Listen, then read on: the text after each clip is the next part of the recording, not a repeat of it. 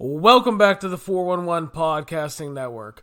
I am your host, Larry Csonka, and this is episode 71 of the 411 on Wrestling podcast. You can follow us on iTunes, Stitcher, Spotify, Google Play, YouTube, and of course the 411mania.com website. Please make sure to subscribe to the show, share us around, and leave us a 5-star review on iTunes if you have time.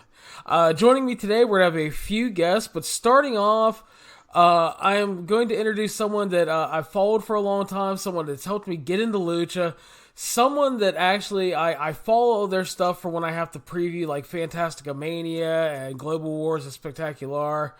The Cubsfan from the Lucha blog. Cubs, how are you today, sir? I'm doing well. Thanks for having me on. You are welcome, and I really do mean that. Whenever I have to dig in and get background on the Lucha stuff, I do tend to go to your stuff, and you have helped me stay in tune with Lucha over the years because I just don't have, unfortunately, as much time as I would like to watch because I have to watch everything else. Yeah, it sometimes seems like you must have infinite time, but then I guess when you're watching 25 different shows a week, there must, at some point, you run out of time to watch pretty much everything else in the world.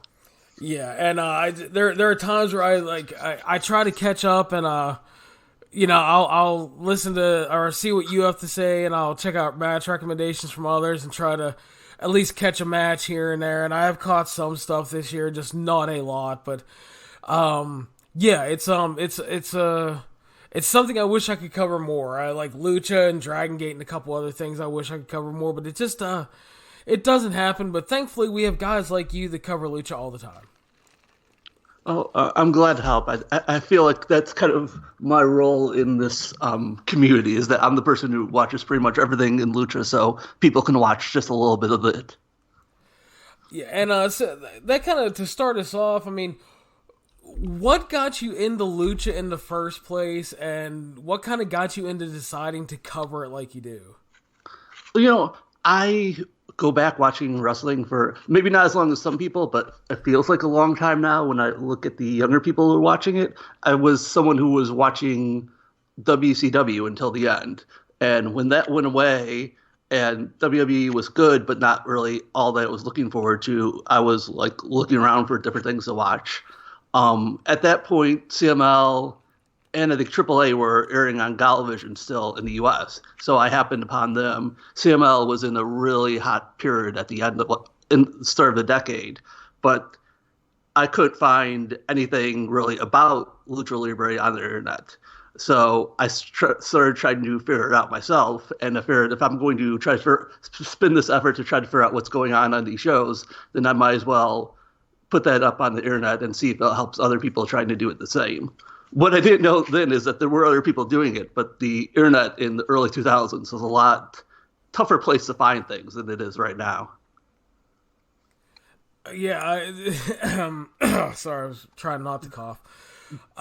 That's kind of funny because I really got into the heavy coverage after the death of WCW and everything, and it just became, my fandom was kind of waning, so I started just looking for more stuff because WWE wasn't doing it for me, which I started to get into like TNA and ROH, and then just throughout the years I've constantly kind of added stuff. So it's interesting to see that like the death of WCW and things like that just have spurned new fandom for so many people.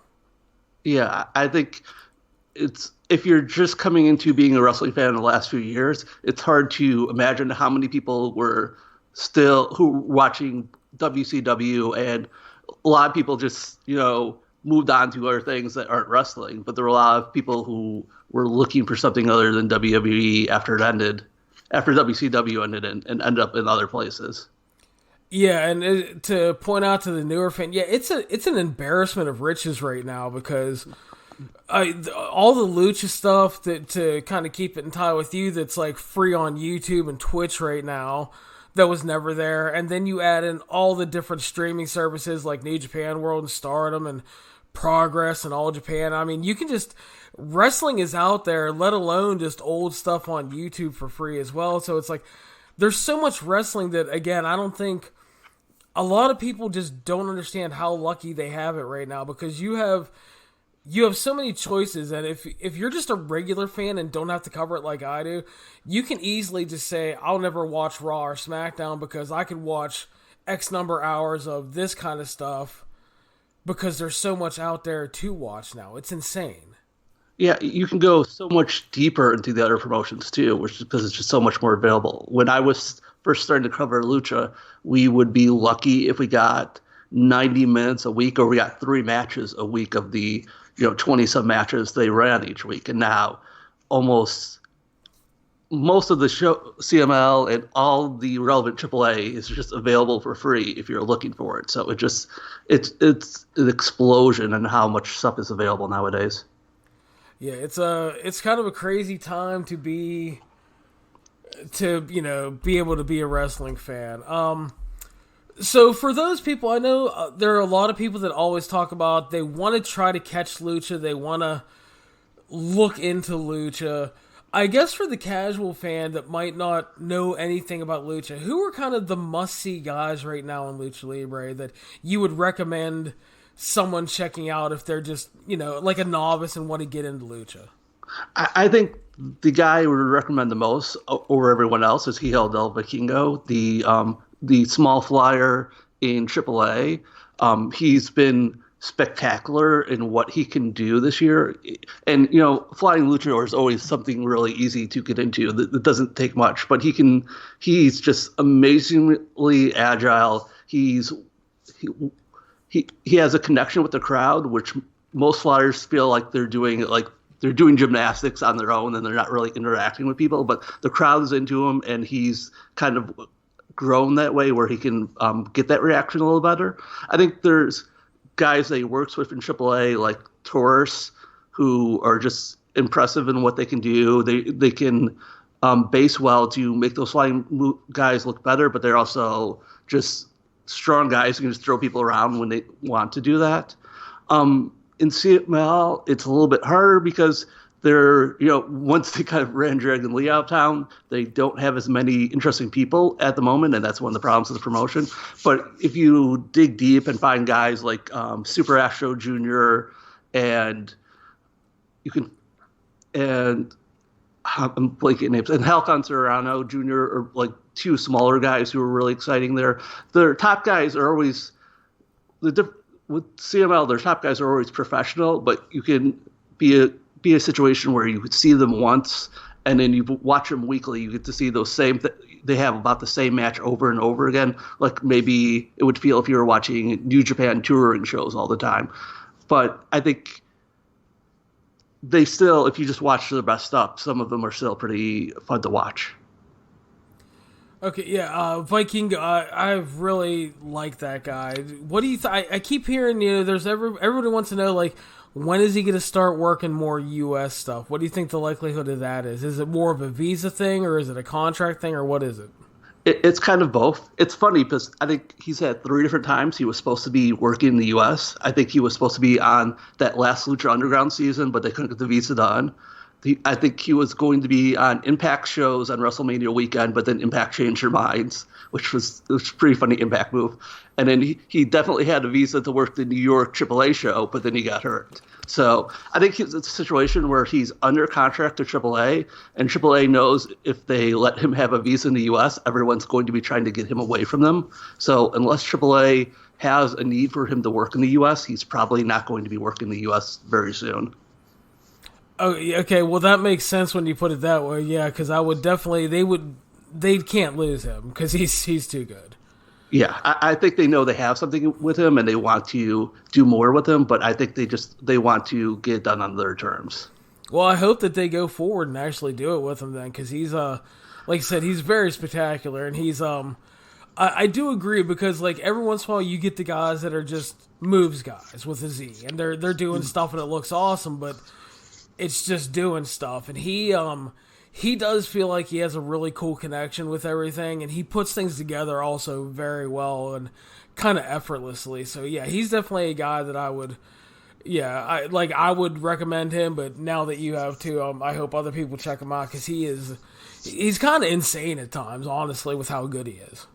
Yeah, especially he was really young. He was a guy who had no he was not in like a major promotion before AAA just found him doing an open tryout thing, and he has come so far so fast by working with a major promotion, working with those guys. So I'm wondering what we're going to see from the next few years, with how much he's already improved. Well, hopefully they do have some big plans and follow up on it. Kind of transitioning to another Lucha star, Flamita has recently signed with ROH, and he did a fill-in for Bandido on the ROH UK tour, and I like Flamita a lot, and I know a lot of people on my side have been asking, what happened with the fact that MLW announced that they were signing him, and now he signed with ROH? I mean, we kind of always hear about, like, MLW contracts are very flimsy and written on a napkin, but I think people want to know, like, what the hell happened with that? I think it was a situation where maybe MLW wanted to sign Flamita, but as far as I know, he never actually signed with MLW. That was just something they put out. But I know I've run into situations personally with MLW where I've found out from other people that MLW said that they signed him, or that they said that this person did not show this show when they were actually canceled off the show. I think MLW does stuff to try to get attention that may not actually be telling the truth about stuff, or tries to paint themselves in good position for parts of stories. I think it's a situation where, because there's so much attention focused right now on WWE and AEW, that stuff like MLW saying contracts are signed and that they're not actually signed, or that they're not actually what they claim to be, just kind of flies under the surface, with people not really evaluating it too closely when they're happening. But I know MLW did have interest in doing more at Flamita, and it just, whatever reason, it did not work out. So he's kind of he was not under contract at all when he signed with Ring of Honor. Yeah, that was this. I was wondering what the hell happened there, because I do remember, because we had reported on it, and then, like, all of a sudden he signed with ROH, which I'm fine with, I guess, and it's just, everybody was like, well, what about the MLW deal? And I was like, I don't fucking know. Which, to stick with the MLW thing, what happened with ROH? Because they had made a big deal about signing him, and then obviously he left and went with ROH. See, this is where I'm trying not to get myself in trouble, but I think MLW said some things, both when he was signed and when they said he signed, and when he signed with Ring of Honor, that weren't exactly the truth. I think MLW, I think Rush knew that he wanted to work with just per dates with MLW and never really signed a contract, because he wanted to keep his options open for a bigger company.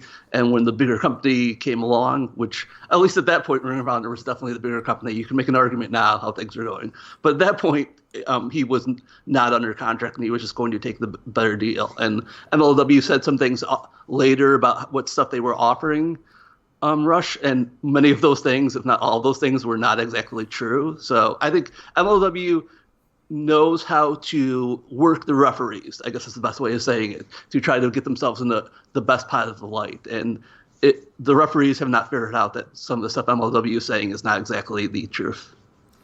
Yeah, I've heard a lot over the last year just about kind of, like, also on top of that, like the kind of sketchy nature of the MLW contracts and how kind of not valid they are at times. And it's not the best business practice, I would say. No, the whole MLW thing is kind of mysterious. They're putting on these expensive shows with a lot of flying talent, and they are drawing well, especially when they come towards Chicago. But, I mean, the math still doesn't really, unless BN Sports is kicking a lot of money, I'm not really sure how they're making money on what they're doing right now. I know there was an article a while back mentioning that they're getting some venture funding, that they have some investors coming in. But I wonder how they're all making this all work at this point. Yeah, I don't know. I would love to crack the book open on that myself, but because it does seem like I do know. I mean, honestly, they are drawing a lot better than ROH this year, and especially when they hit markets like Chicago.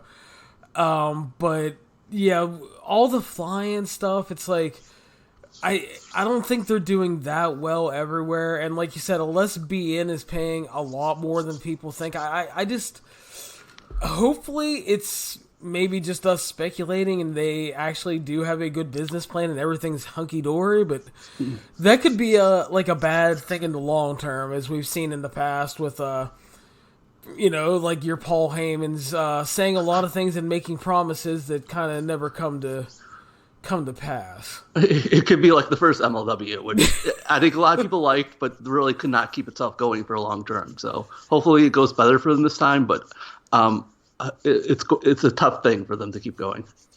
Yeah. So we talked about Bandido a little bit earlier because Flamita replacing him, and Bandido's a guy that I think a lot of he had a lot of hype heading into this year. He got the ROH deal, got to work with New Japan.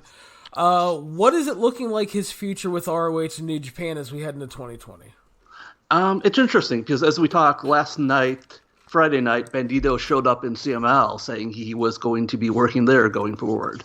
I don't think that rules anything out except WWE, because obviously you're not going to do WWE and CML at the same time. But it does kind of, with Flamita going to Ring of Honor, with Bandido picking up dates in CML, kind of nudges me towards believing that he's going to end up with Ring of Honor for next year, just because I think the other factor in this is with Ring of Honor getting so much bad publicity, they really need to, if they're invested in doing this in the long term, and some of that bad publicity suggests they might not be in the long term, but assuming they are, they really need to sign some of these free agents instead of letting them all disappear. And they may just throw big money after a Bandido or Marty Squirrel to keep them around. I'm wondering if maybe part of the reason Bandido is going to CML because he wants a main event in Arena Mexico. That was a long-term dream of his. But I think that might be also a backdoor for him to still work some New Japan dates, even if Ring of Honor and New Japan's keep going separate ways. But if I had to guess right now, I would guess that Bandido is still working some with Ring of Honor next year, but I wouldn't bet a lot of money on it. Okay, fair enough. And you kind of brought up this. That's a good segue, actually. Thank you for unintentionally doing that. You brought up Bandido trying to work CMLL and hopefully being able to work still with New Japan if that's the goal. How strong is the CMLL and New Japan Pro Wrestling relationship as we speak? I think it's a little bit weaker than it's been in past years because Paco Alonso, CML's boss, passed away this summer, and the Dragon Lee situation where CML fired Dragon Lee and New Japan still wants to work with Dragon Lee makes everything a little awkward. But they're still going ahead with Fantastica Mania. They're still featuring a New Japan young lion in a major way on their shows. So I think it's still pretty stable. I think that there's situations that could get better, but when the Dragon Lee got fired, we were really worried that that was the start of everything unraveling, and it seems like everyone's pretty much worked out their difficulties at this point, and there's the two groups that are going to keep going together for the time being. Well, I think CMLL tried to do a huge honor by saving the World Tag League by sending over El Terrible. Has he? I have not. I've heard just a few things about him. How has he done? Actually, he's been a lot of fun with Shingo as a team, and he's been perfectly fine, if not good, the whole tour. He's been way better than a lot of the Bullet Club bullshit on that tour. He's actually been a lot of fun. I haven't seen a lot of him, but I tell you, first of all, it's like they were like all the graphics were using an outdated picture of him with like long hair because he came in, he's like business casual El Terrible now with his short haircut. Right. And I tell you what, I mark out every match when he does his fucking wacky, insane windmill slaps and chops. Just beating the shit out of people. But no, he's actually been a lot of fun. I did not expect him in World Tag League. I knew they were going to have to fill spots because they have no tag teams. And they have to throw together 800 tag teams to make it work. But no, he's actually been a fine addition. Yeah, that's good to hear. He seemed like Terrible seemed like the guy who was kind of left behind because Rush and Bestia Del Ring left CML, so his whole group besides him was no longer there, and that's like the second time that's happened to him. So at least he got a fun New Japan tour out of it. It's interesting because he's obviously part of LIJ or LIJ adjacent in on this New Japan tour, but they will not even bring up the Ingobernables anymore in CML. So I don't know what they're going to do in the long run, but at least it's working for now. Yeah, he's been a lot of fun. I didn't know a ton about him going in, but he has not been bad at all. And sticking kind of with the theme, Dragon Lee, fired from the CMLL thing. We've heard over the last year especially that he really wants to work New Japan. Like, tons of New Japan. He wants that to be kind of his thing. Where do you think he ends up overall here as we head into 2020? I would say that everyone in Mexico expects that Dragon Lee will be signing with New Japan, or it has already signed with New Japan and will be starting with them in January. When the New Japan officials were in Mexico a couple of weeks ago, and then right as the last day were there, rushed to an interview bragging about how one of his brothers was about to sign with New Japan, and we were all pretty sure it wasn't Mexico. So I think it's a done deal. I think it's probably, like most New Japan deals, it's probably a 1-year deal, and then everyone figures out what they're doing in 2021. But he's wanted to be in New Japan so long, and I think he wants to do the matches with Takahashi, so he's going to be there to do them next year.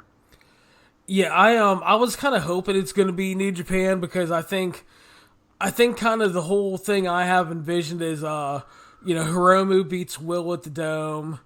And that's going to send Will to the heavyweights permanently, and then Dragon Lee comes out for the big confrontation with Hiromu, and they continue on with their long storied feud.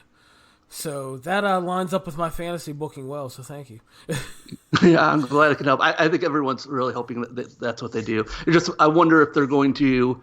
I don't remember which day they're doing the Osprey Takahashi match, but if they do, I wonder if they do Dragon Lee Takahashi on a dome, or if they save that for later. Yeah, Will and him are the first day. I think that they'll just do the confrontation and tease it for like the next tour or whatever, because you got a ton of shows coming up afterwards. Mm-hmm. But yeah, it makes sense. Honestly, I hope they're little careful this time, because they have obviously, if you've watched any of their matches in the past, and just not the match where Hiromu got injured, those guys go a little crazy. Yeah, they do it all the time. I know at least Dragon Lee has seemed like he's decided to no longer use the move where Takahashi got hurt on. He's put that one on the shelf permanently. But those guys are crazy enough that they can find a way to get themselves hurt in many different ways.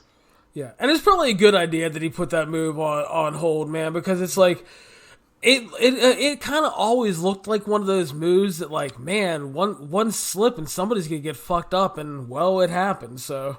The story that no one knows is that was not the first time someone got hurt on that move, so most of the times it went well, but that may have been something that they should have packed away sooner, and it's good that they're getting it away now.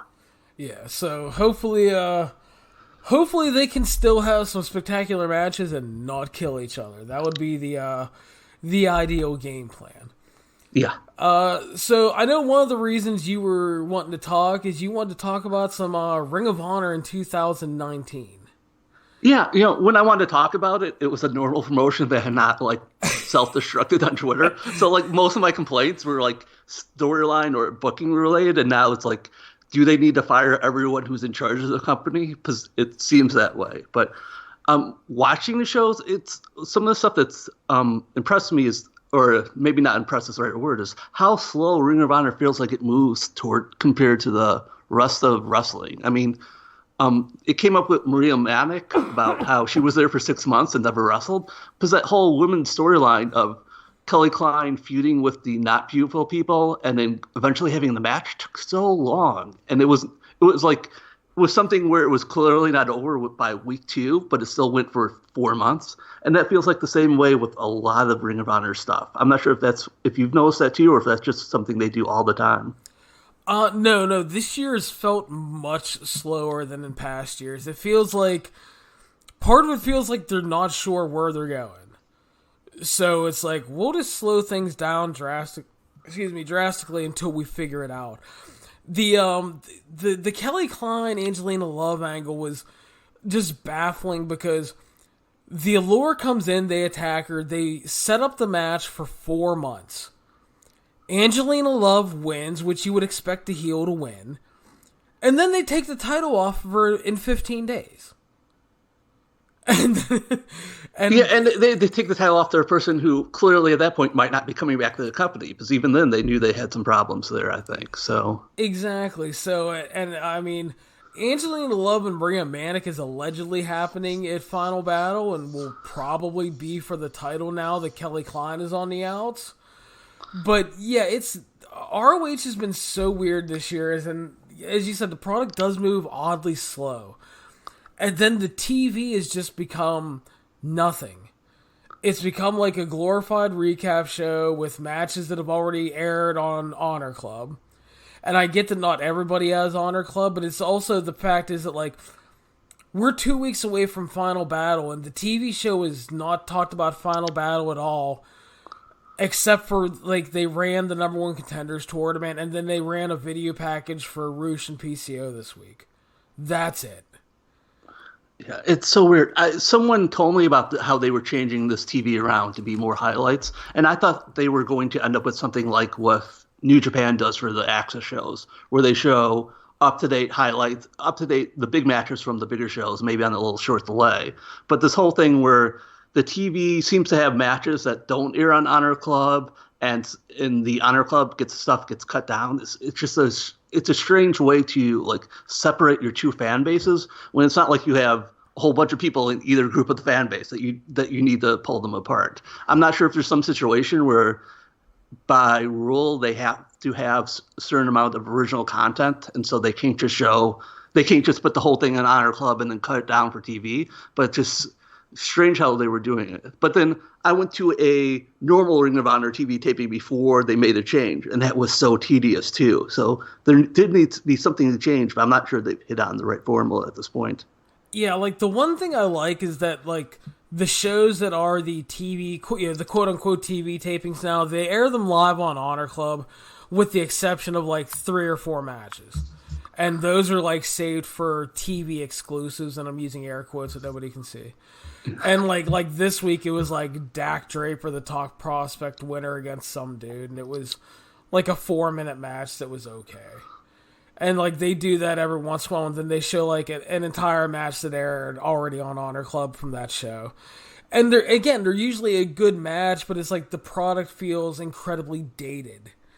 And my biggest issue is, like, again, we're 2 weeks from Final Battle. They're not hyping Final Battle at all on the TV product. And unless you have Honor Club, in theory, you're still trying to sell this as a pay-per-view to people. So, I don't know, maybe, like, do something that makes people want to spend money. Yeah, it's strange. We can get shows from Japan up to date on Access that aired like the day before, but Ring of Honor is still taping stuff and going weeks and months behind. It doesn't really add up. It's the complete lack of no fucks given by Sinclair. Yeah, because it's like ROH is just there to fill an hour under little affiliates, and I mean, if they wanted to invest money into it, I mean, some people are like, well, they're investing money to help sign people. Well, that's all well and good, but if your TV product is shit and your production isn't growing at the pace that everybody else's production is growing, you're going to have more problems. Let alone all the rumored problems that are going on in management. Yeah, there's something where they feel behind the times, but also feel no urgency to catch up with anyone. That's a problem. But I wanted to go back to something you mentioned. You mentioned Dex Draper, or whatever his name is, had a 4-minute match on TV. He was a Top Prospect winner. They aired that match on pay-per-view, but I don't think we've seen him on Honor Club since then, if I'm remembering right. As far as I know, we haven't. See, that's like an overall problem. Another overall problem I've been surprised by with this year is that they're not pushing any new guys. You saw at the start of the year, Cheeseburger and Cheeseburger's friends were a trio that they were on Honor Club, but then they disappeared for most of the year. Coast to Coast, who I believe have been around for a while, but at least they're younger guys compared to the rest of the Ring of Honor roster, have been either on the TV tapings. I know they were in Germany for a while, but they're just not featured in any way. There's not like a new wave of people to get behind. It's all bringing in people who are a little bit older or like free agents from someplace else just to fill spots, but doesn't feel like they are building people up to have. There's no one in Ring of Honor that you're getting behind now that because you think they'll be in the big star for the promotion in 2021. It's all guys who have been around for a while, and I think it makes all the TV feel a bit sameish, and you always need that new star for fans to get behind. Yeah, they definitely need something, because it's like, you know, they brought in Jeff Cobb, and they gave Jeff Cobb the big push. He beat Punishment Martinez in like 2 minutes to win the TV title. You know, he wins. He's in the best ROH-related match at Madison Square Garden with Ospreay. And then they have him lose the title. And even though he didn't get pinned, he's still technically undefeated because it was a 4-way. And then his undefeated streak is sacrificed to put over Matt Taven in 9 minutes because he's going off to the G1. And so it's like you had him built up and then he loses. You bring him back after G1, you build him up again, he loses to Roosh. And then, like, he's going to face Dan Moff here at the pay-per-view, which I'm sure will be a good match. I'm not certain that Jeff Cobb's sticking around after this year, man. I don't think so. At least it feels like they're booking him like they don't expect him to stick around. But there does feel like this goes into the overall booking thing, is that there doesn't seem to be a lot of long-term plans for the people that they brought in. Like, Cobb had the TV title, but after that, he was just a guy to put over the guys they were actually going with, and there's nothing they were really doing with him. You take a guy like PJ Black, who they signed for this year, and I'm not sure if people in Lifeblood don't disappear or get hurt, he probably does nothing the entire year, and I'm not sure why he's there. And there's other people, Bandido is the one that sticks out for me as a guy that they were way behind early in the year, and then once he got the loss to Russia at the anniversary show, they kind of seemed like they lost interest with him, or he got hurt at the wrong time. But they seem to be signing people, but they don't seem to be signing people with a plan to use them, which concerns me when it comes with Flamita and Dan Mapp for next year. Are they just signed because they were guys who had good matches on their shows, or are they signed because they have an idea of how to use them? And it's hard to believe they have those many ideas right now. Yeah, and that is such a problem, because it's like the Lifeblood thing. I feel so bad for the guys that were left behind and got involved, because the whole Lifeblood thing, David Finlay gets hurt, Tennille's contract, and so she decides she actually wants to make money, so she leaves. Juice Robinson reportedly didn't want to come back because they weren't paying him right. So you have Tracy Williams, Mark Haskins, and Bandido left behind. And the good news is that in-ring wise, they were one of the most consistent acts throughout the whole year for the company. They were all really good. The bad news is they had no direction other than they were Lifeblood, and that they would have a bunch of good matches and then lose the big match. And on top of that, every time they were ready to get a 6-man title shot, Brody King or PCO would get hurt, so they'd have to cancel the match. Yeah, at some point they need to redirect Lifeblood or somehow acknowledge that they were missing half their members, but they were okay. But the original concept that they were here to bring Honor back to Ring of Honor, when it didn't feel like there had not been Ring of Honor before, it was a weak concept to throw them together, and then they didn't do them any favors with how they were used or booked at all. It was just it was a failed concept. I think the Villain Enterprises idea, which is pretty much almost the same idea, worked a little better, but that's because they actually got the big wins and they got the titles and they got to make their own title belts in the end. They came off so much stronger than the Lifeblood. I think it seemed like when the leaders of the group of Lifeblood left, then also somewhat the interest in Ring of Honor in giving them the big wins also went away too. Yeah, so that has unfortunately been a mess pretty much all year for those guys. I felt extremely bad for them because, like I said, they've been one of the more consistent acts all year. They always have good matches. I enjoy a lot of what they're doing, but it's just there's nothing for them. So I'm thinking there's going to be a change coming up, and I think it starts at Final Battle, because I'm going to throw this one out. I was going to save it for my preview. I'm going to throw this one out for free. I'm booking Final Battle for him. What I envision happening, because we have ROH and PCO in the main event. There's no way that's going to be a straight wrestling match. Because, God love them, PCO is extremely limited. And it's going to break down into bullshit. Villain Enterprises are going to get involved. Marty and Flip are facing Flamita and Bandido earlier in that show. I think Villain Enterprises wins that tag match. Then I think in the main event, Villain Enterprises is going to come down to try to screw ROH. ROH has been talking about he wants to have like a super group in ROH. And that's where Dragon Lee, Flamita, and Bandido all join with ROH. Which will kill Lifeblood off finally and give ROH his little Lucha supergroup to run wild in 2020. I think it'd be interesting. It worries me that they keep doing these ROH Kenny King skits that they put up on the Twitter, that they're going to ally them, because I don't think that's a good fit, but I think ROH working with doing sort of a Lucha group would be much more interesting. So that's what I'm envisioning happening. The Lizard Man can have that one for free. So, but yeah, I just they like you said, they need to have plans with guys, which is very obvious they don't when they bring a lot of people in. And I'm hoping that they can change that for 2020, because this company is in a scary place. I mean, you look at that Chicago show on the Spectacular Tour, which did not draw well, when Chicago's been a safe haven for ROH over the years. Because the company could be doing poor attendance around wherever they're running. They could even be doing bad in New York and Philly. But they could kind of always count on going to Chicago and drawing 1,000 fans. And yeah, I was at that Chicago show, and it was just amazing how small that looked in that venue. And then coming back like a few weeks later to see Impact in the same exact venue and see it being so much more full, it just even put more a sign of how bad Ring of Honor is doing right now. See, that's what I was going to ask you. I knew you were at those shows. I heard that the ROH show was around 400 or 500. Would that be roughly accurate? Yeah, probably near the low end too. Okay, and then I heard Impact probably did 11 to 13. Yeah, that would sound right. Impact cut down the room a bit, but which Ring of Honor should have thought about doing. But the room they had was full, so they did so much better.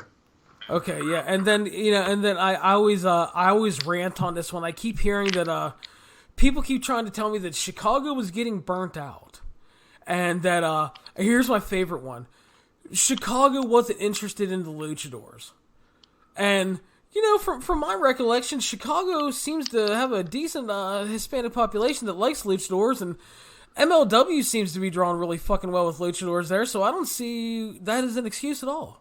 No, it wasn't. And Impact put the AAA match in Chicago because they knew they would draw Mexican bands in there too, and they did. So I think it was more not making the connections in the market to promote the luchadors. There are shows I've seen with one of the local lucha-centric promotions that have drawn better than that Ring of Honor show did. It just they did not connect with the people in promoting that, and I saw a few familiar faces I see at the lucha shows, but not really the turnout you would expect.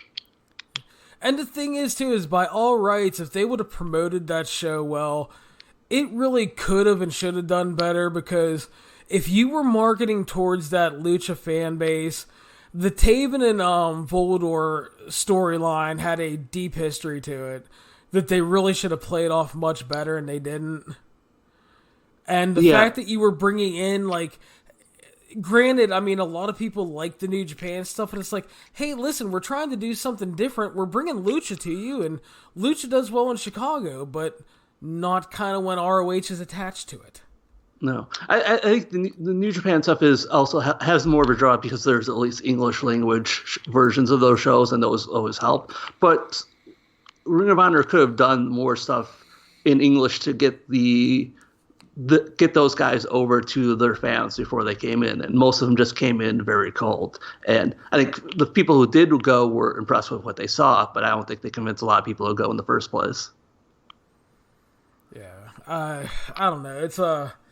It's rough looking at the company right now, because it's ROH was kind of always that, you go back into the early days of ROH is like when you had to buy the DVDs and tapes, and you would always hear the Observer would come on Hurd in Chicago this weekend, Danielson had another match of the year candidate. Everybody needs to seek out this show. And you kept, you'd read the message boards and everybody that would go to these shows and they would talk about these great matches and you have to see it. And it's just there was this insane amount of buzz when the company was extremely small because they were putting on this product that felt must see on so many levels. And now the company is theoretically healthier than it's ever been because of the Sinclair tie-in, and it's just, I don't know if you want to say the soul's been stripped away or whatever it is, but it's just, they don't obviously have the talent, and as you'll hear later in the show, Jerome and I talk about, the recent takeover, the main event was basically ROH One Night Stand. You look at all the talent the company's lost over the years. And it's kind of sad, but the thing is too, on top, to counteract that, I guess, it's not like there's no talent out there. I mean, they've brought in good people this year, like a Bandido, and they brought in Roosh. They've used Dragon Lee, so it's not like there's no talent to use. It's all about how you're using it, and a big part of the downfall, and it's been talked about, and it'll be talked about later in this show, is you lost the Elite. You lost Cody, you lost the Young Bucks, you lost access to Kenny Omega, you lost Adam Page, you lost SCU. Now, depending on how you look at those guys, the fact is that they were building Adam Page up to be a major star. SCU were always in the mid-card, having good matches, could always be pushed into the tag or six-man title scenes, and occasionally you could heat one of them up for a singles title shot. So they were always reliable. Kenny Omega, when he made his limited appearances, always drew. Cody proved that he was a draw for that company. The Young Bucks were a draw for that company and had excellent matches on top of it. You lost all that. So you bring in a Tracy Williams, which is a great hand. You bring in a Mark Haskins, which made sense after he did well in last year's UK tour. You brought in Bandido, who was becoming a hot act and getting tons of rave reviews. You bring in Roosh, who has a following and who, when he's doing his thing in the right context, is really good. You bring in Dragon Lee, who can be absolutely phenomenal at times. So again, it's not like they didn't try to bring people in. They had Jeff Cobb, they had PCO, Brody King, other guys they brought in. The cupboards weren't bare. It's just how you use these guys, and everything hasn't been used well, and you go back to the Madison Square Garden show. And that's where I think the big disconnect started. Because attendance wasn't horrible early on in the year. It was showing signs of decline, but it wasn't horrible. You get to the ROH MSG show with New Japan. You crown Taven as the champion. You fuck up the Marty thing. Your half of the show is generally shit if you're ROH, for the most part. And then after that, Taven is world champion. He's cold. Attendances are plummeting. Overall profile of the company, safe to say, at an all-time low. Especially when you look at things like that Chicago attendance.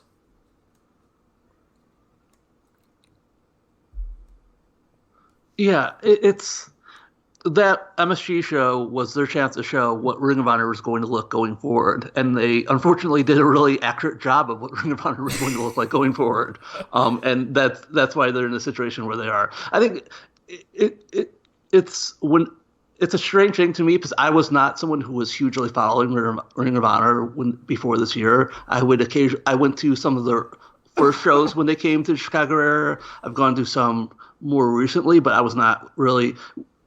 This year, whenever I post stuff about Ring of Honor, about something not going right, I get people saying, "Oh, it was so good before. Don't you remember this match happening?" And I just kind of nod my head and pretend I know what they're talking about. I've read about, I've heard about, but I didn't experience it the way they have. So it's just a weird experience following a promotion that's clearly in a deep struggle, and also just kind of clouded by the memories of what people had of it before.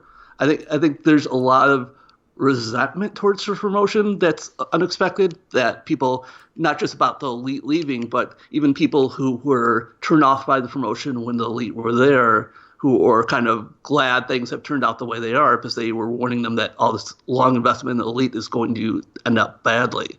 It's a situation where I feel like even if you believe Delirious was doing a good job, you kind of have to get rid of Delirious at this point to give the promotion a fresh start, to give people to take a new chance on it. Because I think no matter what free agents they bring or which free agents they sign, it's still got the people who feel like they've been burned by this era of Delirious booking that will not come to give this promotion another chance until they're given the reason to believe that they might be doing something different now.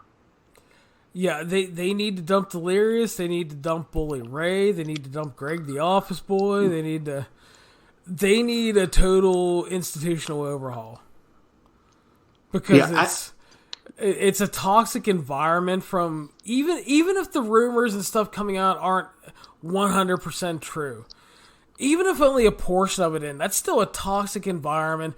And as you said, there's a giant segment of fans that feel burnt out on the entire Delirious run because I cannot, and again, I don't mean to sound repetitive because you're going to hear more of this later on, he has not created one star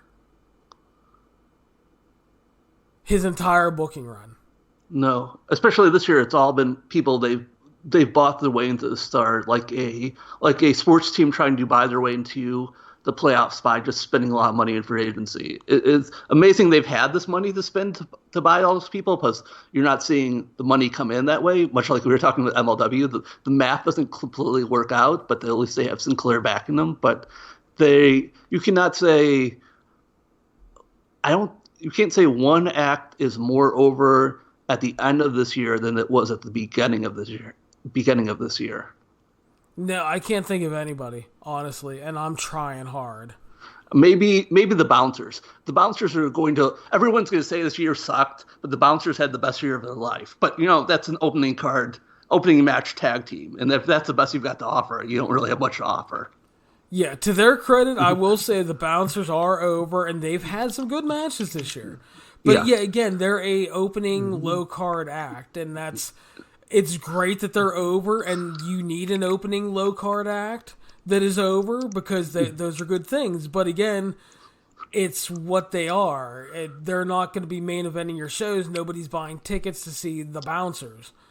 God bless them. I'm sure they're lovely gentlemen, and I enjoy a lot of their stuff they do, and they're fun, and the fans do like them. But yeah, you need to make main event guys, and I still can't fathom. Even if they're, because they were leaving at the same time we found out, theoretically, until Taven re-signed. It's like, I don't understand if you want to try to make Taven a star, why you don't put the title on Marty at Madison Square Garden when he was the most over act in the company. Let him run until the fall when he's allegedly going to leave, then strap up Taven if he's staying. Try to make your star that way. But it's just like the Marty thing, they blew a chance to make money, and they blew their chance with a segment of fans because he was their last tie to the Elite. Right. It's going to be the thing that this year is going to be remembered about Ring of Honor. It's just not making that decision when it was a very easy decision to make. But I think sometimes people get caught up into overthinking things, and that seems like a situation where they, at best, overthought things, or they just did not think at all. I'm not really sure, but one of those two things. I don't know. I guess the big defense from the internal was that, well, Marty's going to leave. It's like, yeah, but he's not leaving for another fucking 8 months. Yeah. It's like, make the money while you have the chance. You worked yourself into a shoot. Just do it. Yeah, I don't. If you're Ring of Honor in 2019, you've got to go on the idea that everyone's going to leave. So you just don't worry about who's going to leave. You just try to make the money. You try to do what you can while people are still here. And they had a chance to do a lot more with Marty while he was still there. They did, and it's a shame. I mean, there's rumors he's staying. A lot of people think he's gone. I kind of think he's gone too. If he stays, I'd be fucking shocked. They keep having him do these weird promos where he keeps talking about how he's never won the world title. Yeah. It seems like which like seems like a tease for him to somehow still go after the world title. But I think with the situation they're in, it's hard to believe. I think the point in Ring of Honor's favor is that that AEW is trying to keep like so many people as the top guy around the top guys at the same time, and they can't really do that for everyone. You can see that like Adam Page has got moved down just because they need to deal with other people. That maybe sometimes it'll be better to be like the big fish in the small pond that is Ring of Honor than to go to AEW and maybe you don't get to be that top guy all the time. Yeah, and obviously he could always join in another year because he's always going to have that connection to those guys there, and he'd be over whenever he comes in. But yeah, it feels so weird because I guess like I mean, you know what? Maybe they have a sweetheart deal for him, and maybe he's gonna make some good money. And he's reportedly their top merch seller, and he probably makes a lot of money selling his stuff. And I mean, if the guy's happy, I'm happy for him. I'm just I'd be slightly shocked because it's like the NXT thing is like obviously he'd make money in WWE, and Dion is there, and you know he'd be able to be with her more. And then all of his friends are in AEW, so it's like, you know, you could see the want to leave. But I think you bring up a good point in that, like, he'd probably come in with a huge hype, but then just be a guy for a bit because it doesn't seem like there's room for him at the top. Yeah, and you know the other thing with Ring of Honor, which came up with people asking me why Flamita had signed with them, is that you know if you're working for Ring of Honor right now with their schedule. I don't know how it used to be, but it seemed very minimal this year, where you're going to work 40 dates and probably get six figures in money. That's like pretty good work.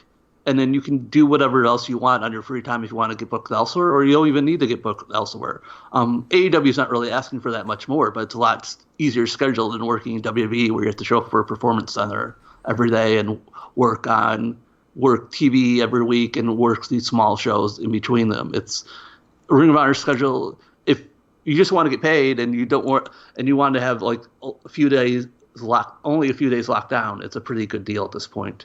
But you also have to worry all those leaked text exchanges and Twitter exchanges sound like a promotion that does not seem like it has long-term plans. So do you want to get locked in with Ring of Honor and be worried that they're going to sell the company next year or something like that? That's one of the downsides.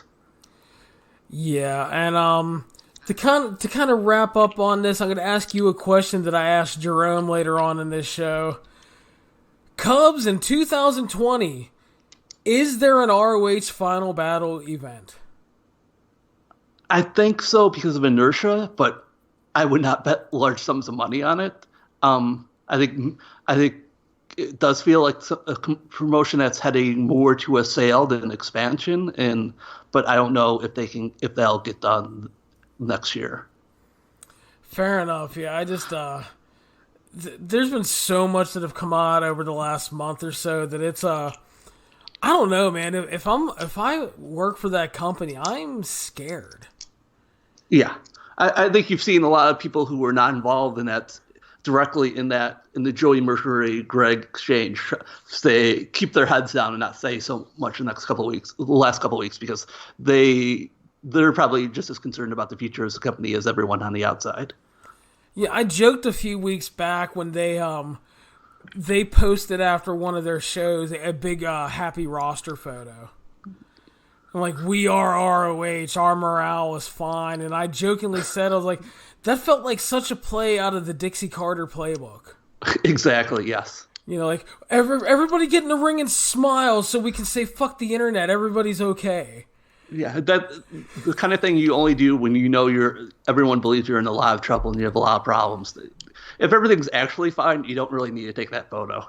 Yeah, so it is definitely a scary time for that company, and it's a company with a lot of history, and it would be very unfortunate if it ended up shutting down following this kind of horrible strand of events and like outings of the institutional breakdown behind the scenes. And it would just be sad. And I mean, I'm sure some people would be happy if it existed just as a channel page on the WWE network, but it would be really disappointing on if that's how it went. And people, because that would take away opportunities for people to work or people to get experience.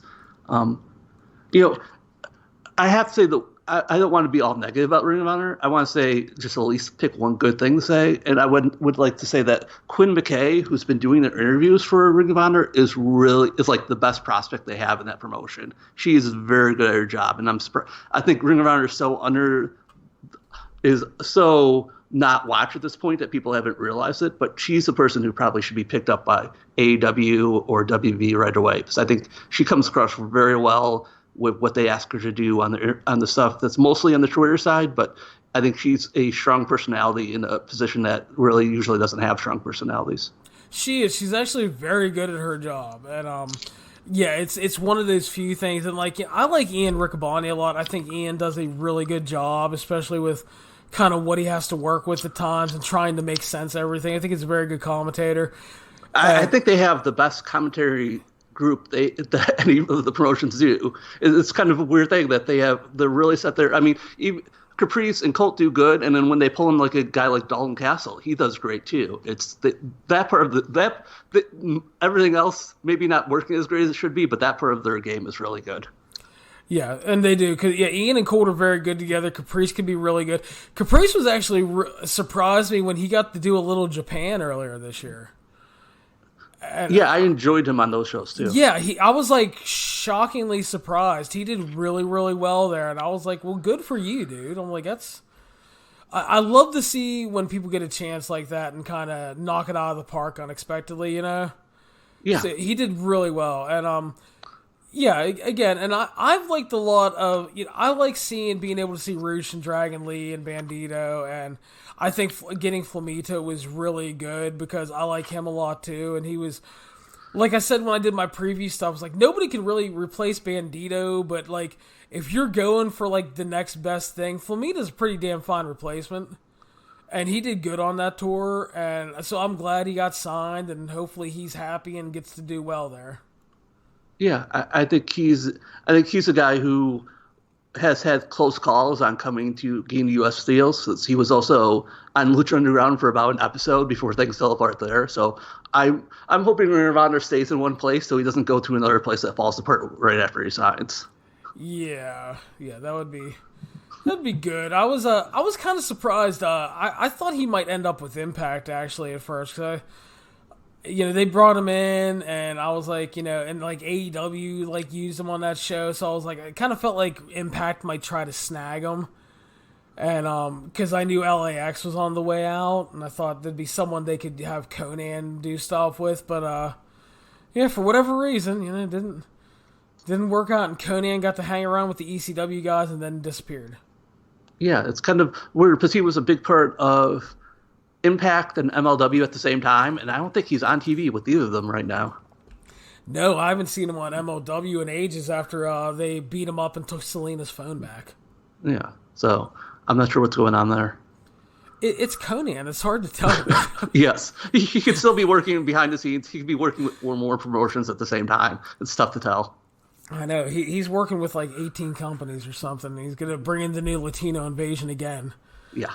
It's just hard to tell, but Cubs, I want to thank you for wanting to do this and talking with me today, man. It was a pleasure to talk to you, and nice to talk a little bit of Lucha and dig into some more of the ROH stuff here. And please let everybody know where they can follow all of your goodness.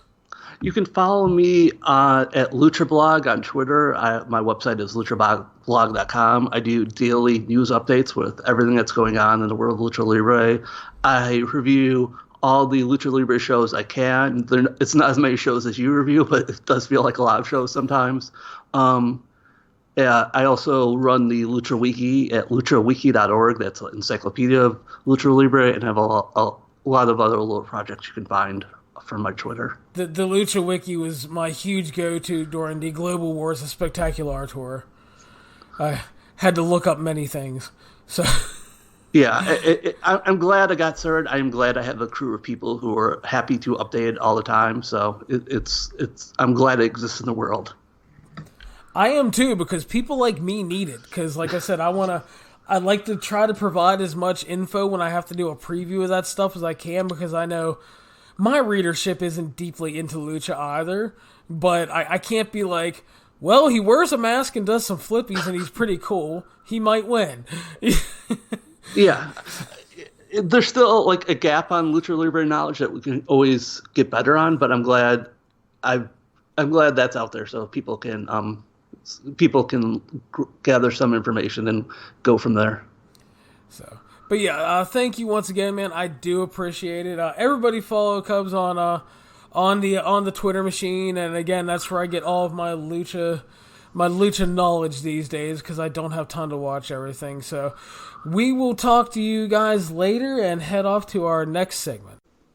And welcome back to the next segment of our show. We just got done talking to the Cubs fan, and now I'm going to welcome back my occasional co-host, Stephen Cook. Steve, how are you, sir? Oh, hey. Pretty fantastic and full of turkey. There you go. Full of turkey. Thanksgiving, you know how it is. I actually have not had my Thanksgiving turkey yet because the family was away. I will be having turkey, I believe, Sunday. So I cannot wait. Well, that works. Yeah, hung out here at home. The girls all went with her parents up to her brother's house because Chris's brother is in the military and he's stationed down in Virginia.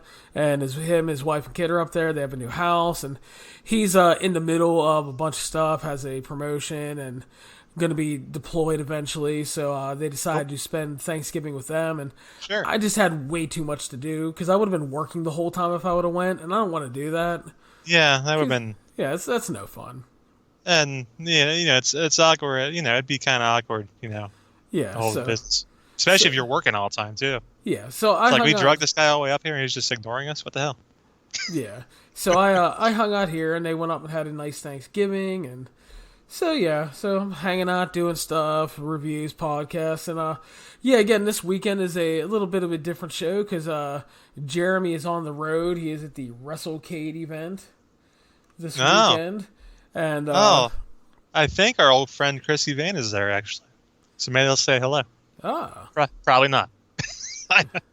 I don't think they have each other. But So, but Steve Cook, we're going to talk about some WoW Women of Wrestling today. I know you're one of the few people that had regularly watched the show along with me, and kind of before we talk about it, there's a shit ton of wrestling, obviously, to watch right now. Yeah. I know you've always been a fan of the women's wrestling. I know you love the lovely ladies of wrestling. But what made you decide to invest some time into WoW Women of Wrestling here, Season 2? It's kind of nostalgia in a way, to be honest with you, because I go back to, I think it's 2001 or 2001. One of those years. They had their very first season. They had 13 episodes syndicated like at midnight on Star 64 here. And I would watch it because I was a teenage wrestling fan, and I watched pretty much every single bit of wrestling I could as on television when I was home. And, of course, I was home at midnight on Saturday night because as a teenager I had no social life. So, hey, it's got me through a lot of nights. What can I say? Between WoW and Roller Jam, that got, young Steve Cook through a lot of nights. But, yeah, and, of course, they had the pay-per-view with Lee Marshall and Bobby Heenan announcing. Good stuff. And then the show disappeared for a while. And it did some stuff here and there. You'd see some stuff online or whatever. But once it came back last year, and you hear the old name, WoW, Women of Wrestling, and I also like the Glow stuff that I've seen, and I also like the Glow show on Netflix. It's just all that David McLean goodness is just down there, right up my alley. What can I say? Fair enough, man. And so WoW airs on Access TV, ran by David McLean and financially backed by the Lakers Genie Bus. A lot of money there. Yeah, and the first thing I do want to say is this show has great production value. It really does. The graphics, the video packages and whatnot. Yeah, as far as the production itself goes, it's really top-notch. And I would say the only real weakness you ever see in the show, and we'll probably get to this later as well, is also, if there were more people watching this show and more GIF images online, I would have a lot of material for my botch column. Let's be honest. Yeah, they have to do some creative editing at times during the matches. And sometimes they have finishes that just get fucked up. Yeah, and it's a little off. But I mean, the production-wise, the show looks extremely professional. It looks very clean. It looks, honestly, if we're comparing, it looks way better than MLW. It looks way better than ROH. It looks better than Impact. Just in terms of clean production values. And that's not taking a shot at those promotions. That's a compliment to WoW. They've done a very good job. I mean, you may not have the very best wrestling product, but one thing that takes people out of a show very quickly these days is lack of production value. Oh, yeah. Yep, just missing stuff and just being completely, just shitty production pretty much. And that's always been kind of one thing that McLean's shows have been good at. Like, Glow had good production for its time. And the original WoW had good production for its time. So they just finished up. We had season 2 of the show here on Access TV, 10-episode season, including a double season finale where we had some title changes and stuff. Kind of overview on the season, Steve. What were your just general thoughts on the season as a whole? I thought, and I know you'll probably agree with me on this one, that the show was largely carried on top by Tessa Blanchard. I mean, we all know that if you've seen her on WoW, if you've seen her on Impact Wrestling, you know that the girl's a star. That's all you can say. And she's by far the most talented woman on this show, and a well-deserving champion for most of the season. And it is an interesting story they told with her too, where she was trying to duck these challengers, trying to duck Jungle Girl, who'd been with WoW forever, and ducking the Beast, who is the new girl that they're trying to push to the top and be their next big star. And of course, Tessa would use means to get around those two and have matches with the likes of a Faith the Lioness. Although I can't blame her for. Rena Reyes got a title shot, and I had no problem with Serpentine getting a title shot. I thought that was well deserved. Yeah, agree that Tessa definitely, as far as star power, carried this season. She is. I wrote it after the season finale that if you're not sold on how good Tessa Blanchard is, you should watch WoW Season 2. She had a really good match with Serpentine, which is Cobra Moon / Thunder Rosa. Yeah. That was really good. And she was another bright spot of that season, too. She was really good. Whatever you name her, she's very good. Yeah, she had a good match with Giselle Shaw, Rena Reyes, who is someone who has really been impressing. And her and Tessa actually had what I heard was a great match over during the British J Cup for Rev Pro. Really physical, good match. So, Rena did well to drop the mask too from season 1. Yeah, but she's someone that's coming along really well. She's gotten looks by Impact and ROH and WWE at times. So, would not be surprised to see her sign somewhere soon. But she showed a lot in season 2. But Tessa carried that promotion, and what I said is if you're not sold on her, you need to watch 2 matches, and I'll tell you why. She worked a match with Jungle Girl. And, the whole gimmick with Jungle Girl is they praise her as this... She was undefeated for 18 years. I mean, although the whole fact is she's worked like 50 matches in 18 years. Yeah, so, she pretty much did nothing in between WoW stints, right? Yeah, so I mean... She was off doing... I don't know what that was. I don't know if it's true. I heard she's Jeannie Buss's like personal trainer. Could be. So, I don't know. I'm just rumors, alleged. But the whole gimmick with her was she was this big undefeated star. So anyway, she loses the title. Then her and Tessa have a match. Tessa drags her to a good match.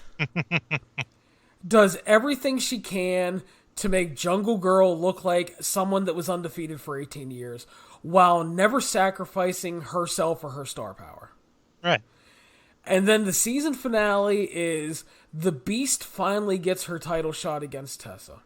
Which they've been building all season. The Beast was their hot young up-and-comer, ready to go. Yeah. And the Beast is somebody who has a fantastic look. She looks like a beast. She's jacked. She has a great in-ring presence and presentation. Not exactly the most polished in-ring performer. Well, it's just to be expected because, like we're saying, she hadn't...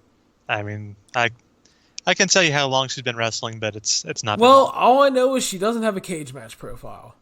So there you have it. That's okay.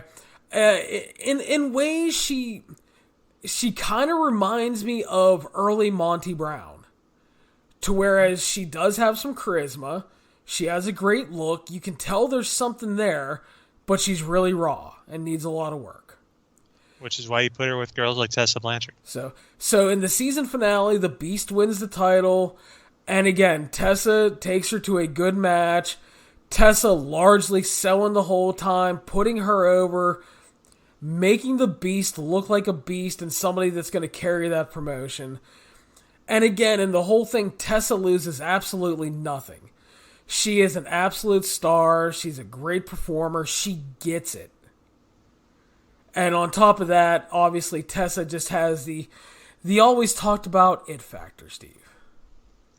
She does, and it's amazing to me how she can go on this show and play this character, and then over on Impact Wrestling, she's doing a completely different thing, and she's equally successful in both roles. Exactly. So, I mean, tons of credit to Tessa Blanchard. As far as the people for me that carried the season, obviously, it's number one, Tessa Blanchard, far and away. In kind of like the sub roles, I thought Serpentine and Reina Reyes did a really good job. But for me, the other standouts was the tag team of Fire and Adrenaline, which is Kiera Hogan and the former Diamante. Yeah, I remember. I've seen Kiera Fire in some other places as well, and they definitely gelled together pretty well. I really liked the match they had with it was the Monsters of Madness, Havoc and Hazard. Yeah, and which is a well-experienced tag team who's been they've been teaming places for a long time. You can tell that they have great chemistry. Which, for those of you that don't know, the Monsters of Madness are Jessica Havoc and Navia. So yeah, they're obviously they've tagged and they're linked because Navia is married to Jake Christ, and I believe Havoc is dating Sami Callihan. So they're part of that whole kind of group there. Yeah. And they played, they just played a good monster tag team, Fire and Adrenaline, who are... The best part about their story is they came together and it felt like a sweet, wholesome moment on TV, plus add into the fact that they're a real-life couple. There you go. So they had a natural chemistry, and they were a great little underdog babyface tag team. And the whole season was built to them getting into the tag team series, winning the tag titles at the end. And again, they were another highlight of that season, which is they're going to get lost in 2019 because of all the great stuff happening and all the great tag team matches. Because this wasn't like a great tag team match. It was really good. It told a good story, and it was a culmination of a really cool moment. Unfortunately, like I said, though, it's just going to kind of get lost in everything because there's so much out there.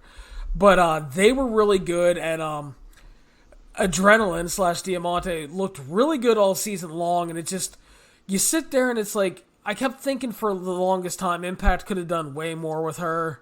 Yeah, what happened? Didn't she just get injured there and just disappear? Well, here's what happened. She got injured, and then she came back, and they did an explosion match with her and Su Yung. Oh. And it was bad, and it wasn't her fault.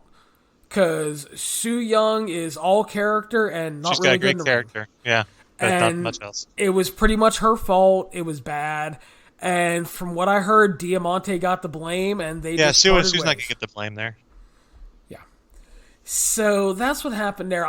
When my big thing is, I was looking forward to when LAX was running and they had the Decay stable with Abyss, Crazy Steve, and Rosemary.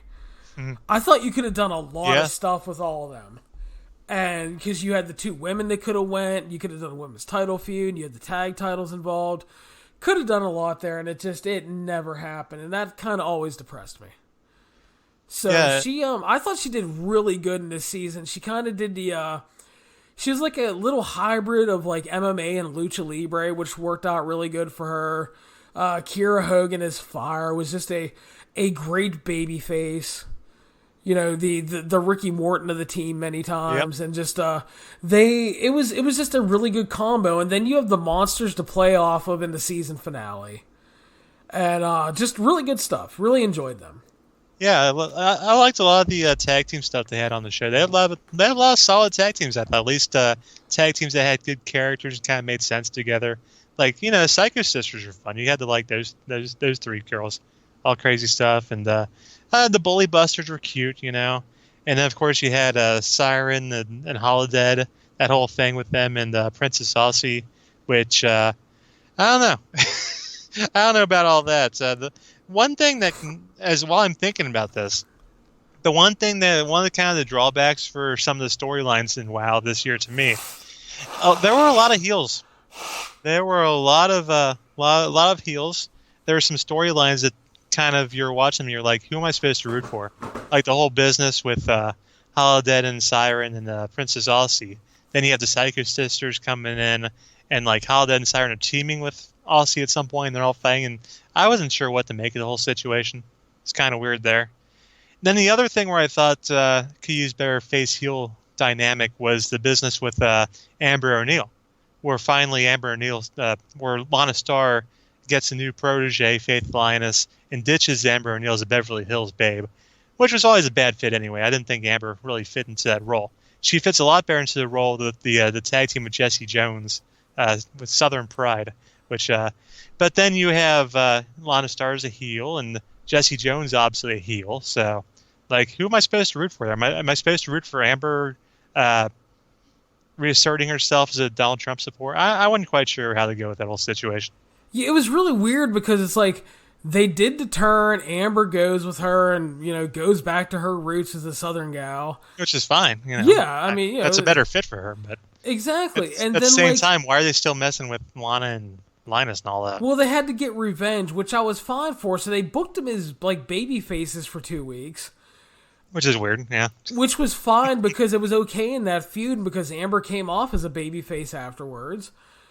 And then they just turned them heel because the Southern Asians stole their boots. The Dixie Darlings. Yes. Now, do you know anything about the Dixie Darlings? I was wondering if you knew their background or not. I really don't. I didn't have time to dig deep into backgrounds. They're look awful promising. cute. They look promising. I'll say that. Well, Jolene and Jolyn. Until they get in the ring, yeah. Yeah, well, we that can get better with time. Bully Buster's also very cute. Kata Rush and Steffi Slays, and Steffi had a lot of stuff going on this season. Her whole feud of Abilene Maverick, where Abilene was pretty much avoiding her the whole season, and that of course got blown off in the final show. Which, let me jump to this topic now, off of Steffi Slays' business on the final show. How about that Teal Piper interview segment? That was good stuff. That was hilarious. That was great. We need more of that. Definitely. She was the most condescending bitch. It was fantastic. Yeah, Teal interviews Steffi Slays, and like she's part of a tag team called the Bully Busters, and she's an underdog babyface who's won like one match. Yeah, she beat the Disciplinary. So Teal Piper interviews her, and she's like, Steffi Slays, you're coming off a win over the disciplinarian who was sick at the time. And Steffi's like, no, she was fine. She wasn't sick. She's like, well, I heard she was sick, and that's the only reason you won. And she's just like over the top, healing it up, but like not cheesily. It was so funny. And she's like, well, I heard she was very sick anyway, so you lucked out in the win there. And like just she kept going at it, and it was just it was really good and unexpected. So it's like I have no idea if Teal Piper will ever become a good wrestler or if she will wrestle much, but she definitely has potential as a personality. And she definitely, you could tell, kind of tell that Roddy's personality rubbed off on her a little bit there. Yeah, and you talk about amazing finishes on this show. Steffi Slays beats Abilene Maverick, and she goes to do the Rana into a cradle, and she does the Rana and just kind of ends up sitting on her. Yeah, it was like, well, not the best way to blow off the feud. Yeah, choices there. It's like that's all right. That's Steffi Slays. What do you want, right? Yeah. The other thing that kind of like just bugged me early in that season was they did so much Vince Russo main event booking.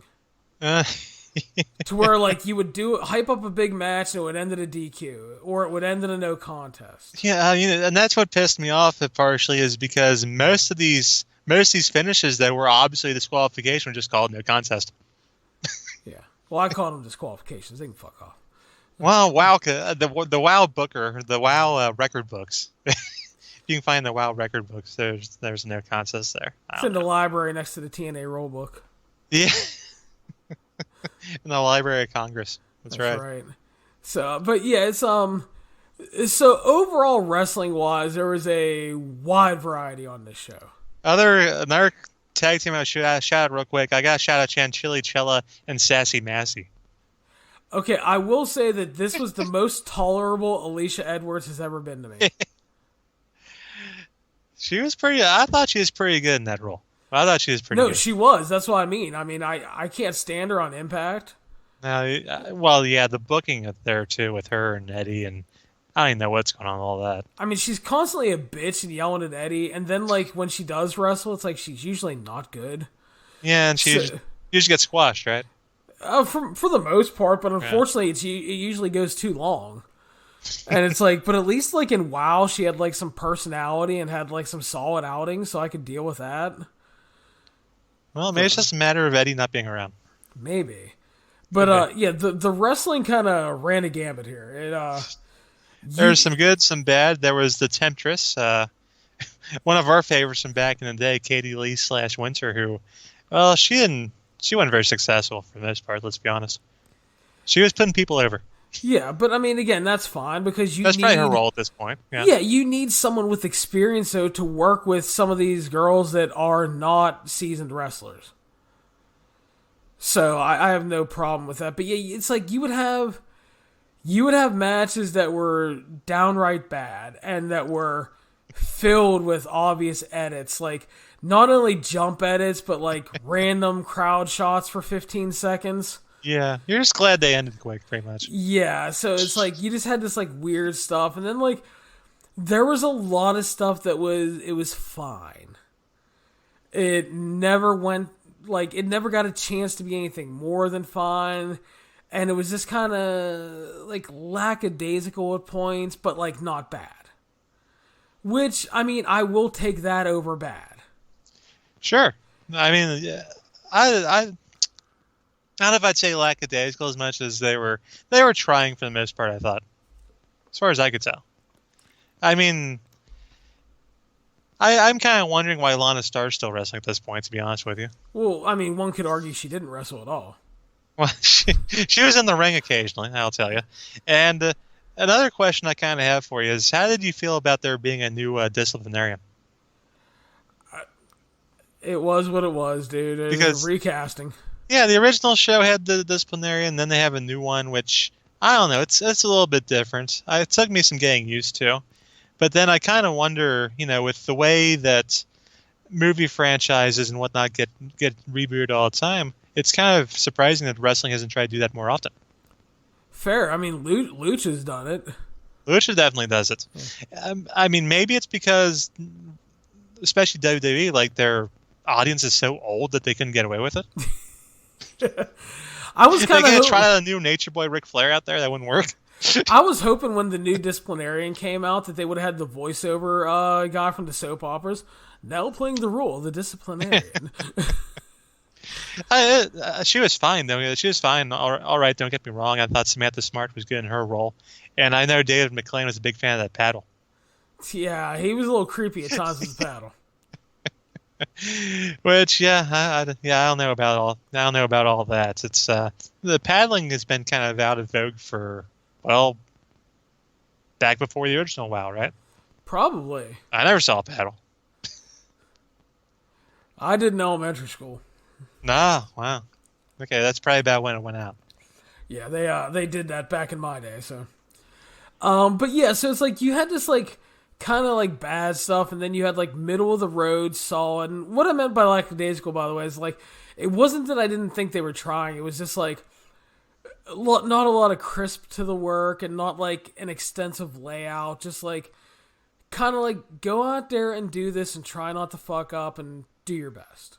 I mean, yeah, if you look at the match times for the whole season, I see 2 matches that went above 10 minutes. So yeah, they were given a lot of time. So. And they might have had some time cut out too. There's probably definitely some of that too. So, and then like the stuff that was good in the season. If you're looking for good stuff, you need to look for tag team stuff with like Fire and Adrenaline, Monsters of Madness. As far as the single stuff goes, obviously the Tessa stuff. All the Tessa stuff was good. Yeah. And Serpentine and Reina Reyes had some good matches as well. So they're the ones out of the season that if you're looking for the good stuff and like this is on demand or you have it on DVR, look for that stuff. That's the good stuff. You mentioned Faith the Lioness earlier, by the way. Is anybody buying She's 19? No. Okay. Absolutely not. Okay, who was the tag team? Who was the tag team that feuded with the Jumping Bob Angels, Steve? That would have been the Glamour Girls. Yeah, that looked like 60 at the time. Yeah, but were apparently in their 30s. Yeah. I think Leilani Kai is 60 now. Yeah. So I mean, I think Faith the Lioness could fit right in with him. Could be. How do you feel about Malia Hosaka and her random appearance? Yeah, that's what I was going to say. So speaking of elderly wrestlers. No, yeah. I shouldn't say elderly. Yeah. Get yourself in trouble there, Steve. I know, right? But, I don't want to get in trouble with her either. She's a badass. One of the season closing angles was Fire and Adrenaline win the tag titles, and they're having the big babyface celebration, and Malia Hosaka makes her return, which a lot of people will remember from the early days of Shimmer, and she did well, and apparently there was a falling out there. Lots of rumors as to why, and a lot of it involved her personality and the way she was acting towards younger talent. So she comes back with two unnamed ladies who are going by the name Exile. And she cut a big promo on how she was exiled from the company because she's a respected veteran that helped make this business, and she's not a second or third generation star living off her family's accolades. And shots fired some people there. That's right. So she was back to basically take over with her minions that are unnamed. I was wondering if you recognized her minions. I did not, and I did not find out who they were, and even Casey from Squared Circled Sirens Online didn't post that I know who they were. Oh, well, so he didn't. I was going to say, when Casey doesn't know who someone is, I mean, he's like the expert on women's wrestling and finding out all the dirt, and he knows all the tryout info, so it's like, yeah, if he doesn't know who they are offhand, it's like, I feel okay not knowing who they are. So we're going to guess probably WoW trainees then. Very likely so. I guess we'll see if there are maybe more her episodes. trainees. I don't know. Yeah. Yeah, it was alleged that they were her students, so maybe they are in real life, and I guess we'll find out if we get more episodes. But, yeah, Season 2 ended, and from all reports, there are still some stuff shot in the can, which I guess may see light. I don't know. And I don't exactly know if there will be a Season 3, because there's been no official announcement yet. And, Steve, you brought up something as we were talking off air. They did a really kind of weird blowjob segment with Jeannie Buss. It was strange, yeah.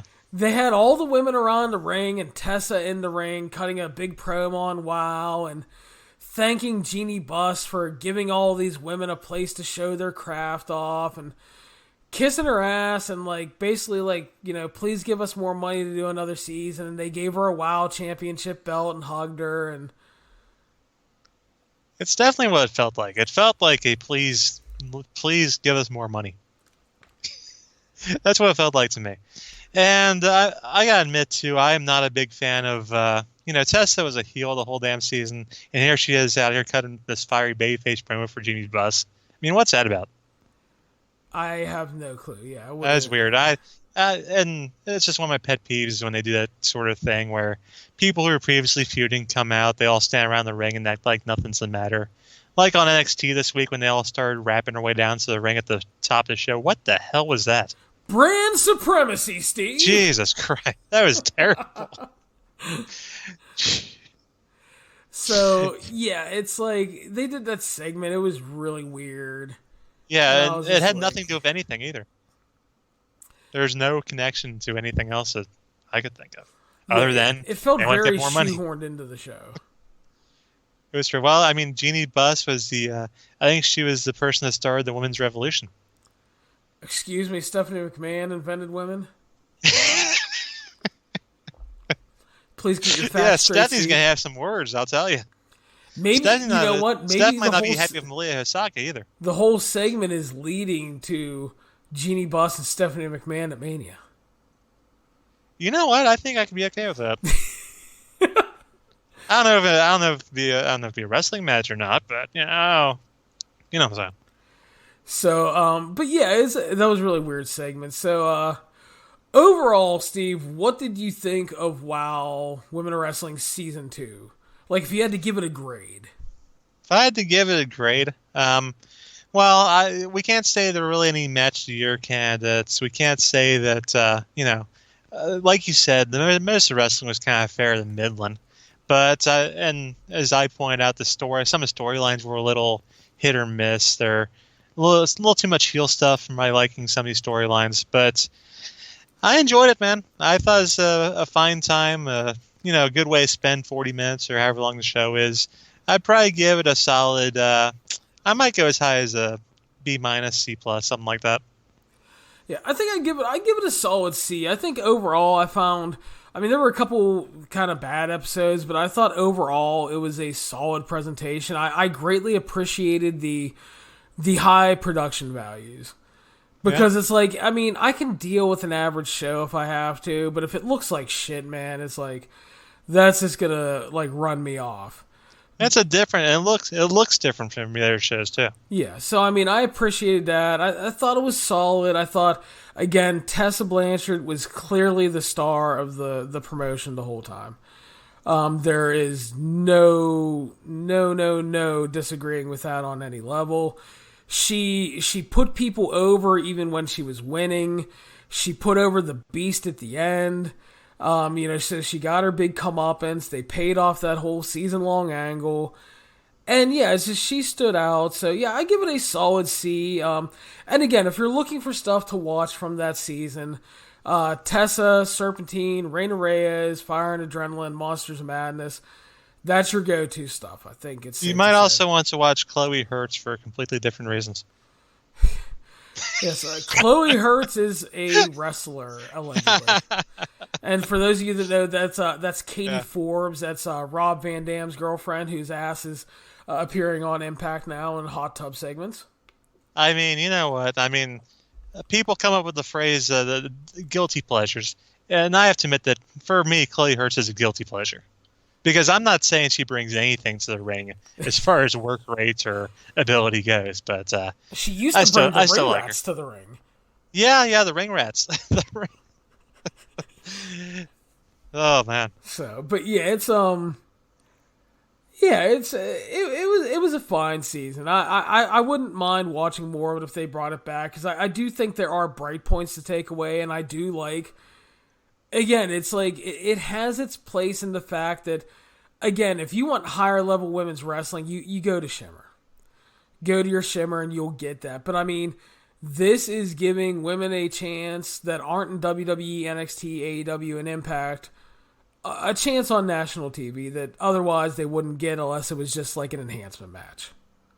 And you do get your bonuses. You get girls like Tessa and Havoc and people like that appear in other places too. Exactly, and kind of transitioning to kind of like just women's wrestling in general, Steve. I think, 2018, 2019, we saw a big swing in many ways. Impact's Knockouts division is getting a lot better, and, there was obviously a point you and I talked about a lot where the Knockouts division was the best division of wrestling. Yeah, definitely back in the mid-2000s, mid to late 2000s, yeah. So, with Gail Kim and Austin Kong and all that. They're getting back to that. They have a strong roster. They're getting TV time. You have Taya there. You have Jordan Grace. You have Havoc. They're building. They're adding some more stuff. And to kind of stick with Impact Wrestling, Tessa is, I think, safe to say, the biggest star in Impact Wrestling right now. I think you'd have to say so, yeah. And not only that, I mean, and she's going to get a chance to see how much of that is valid and how much they can do with it, because she's getting a shot at the World Championship here in January. She's going to face Sami Callihan. They've feuded through most of this year. They've had 2 matches already. Both of them were really good, bordering on great.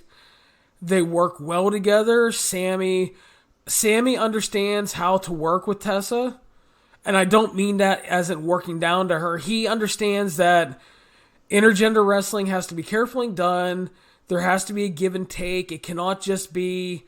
I've talked about this a lot. There was a really excellent David Starr Mercedes Martinez match from Beyond this year that I watched.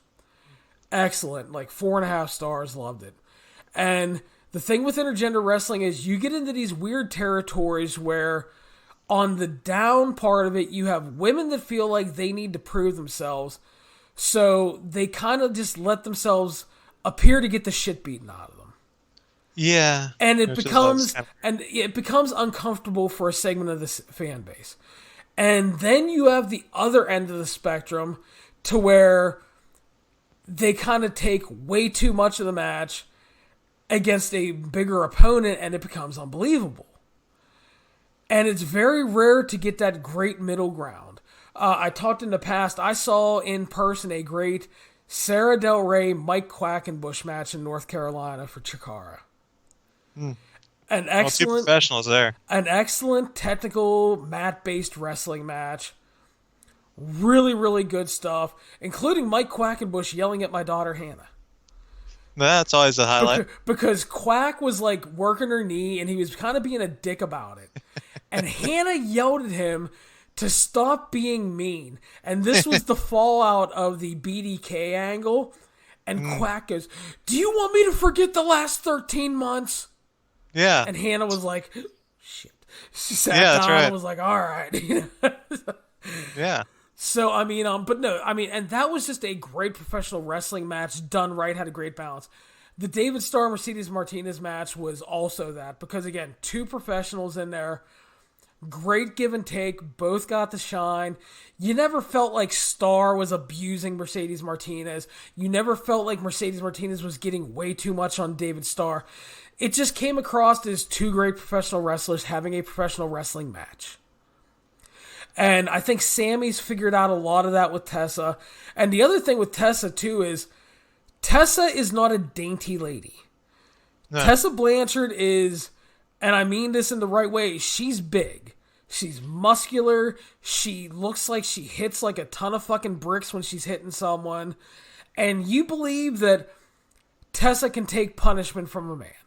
She's the leader of the Rough Riders, for God's sakes. Damn right. They're going to come on you harder than they've come on anybody. Oh, that's fantastic. So it's like Tessa is very believable. Alicia Edwards is not believable in a role like this. Tessa Blanchard is. You could make Havoc believable if you wanted to in that role because of her size. Size alone, she's believable. Exactly. Yeah. And the fact that when she throws, she looks like she's killing a person. Yeah. So it's like you can make it work with the right people, and it has to be the right people on both ends. You have to have a man that is willing to give as well as he gets, but you have to have a woman that's believable in the role, and that's Tessa.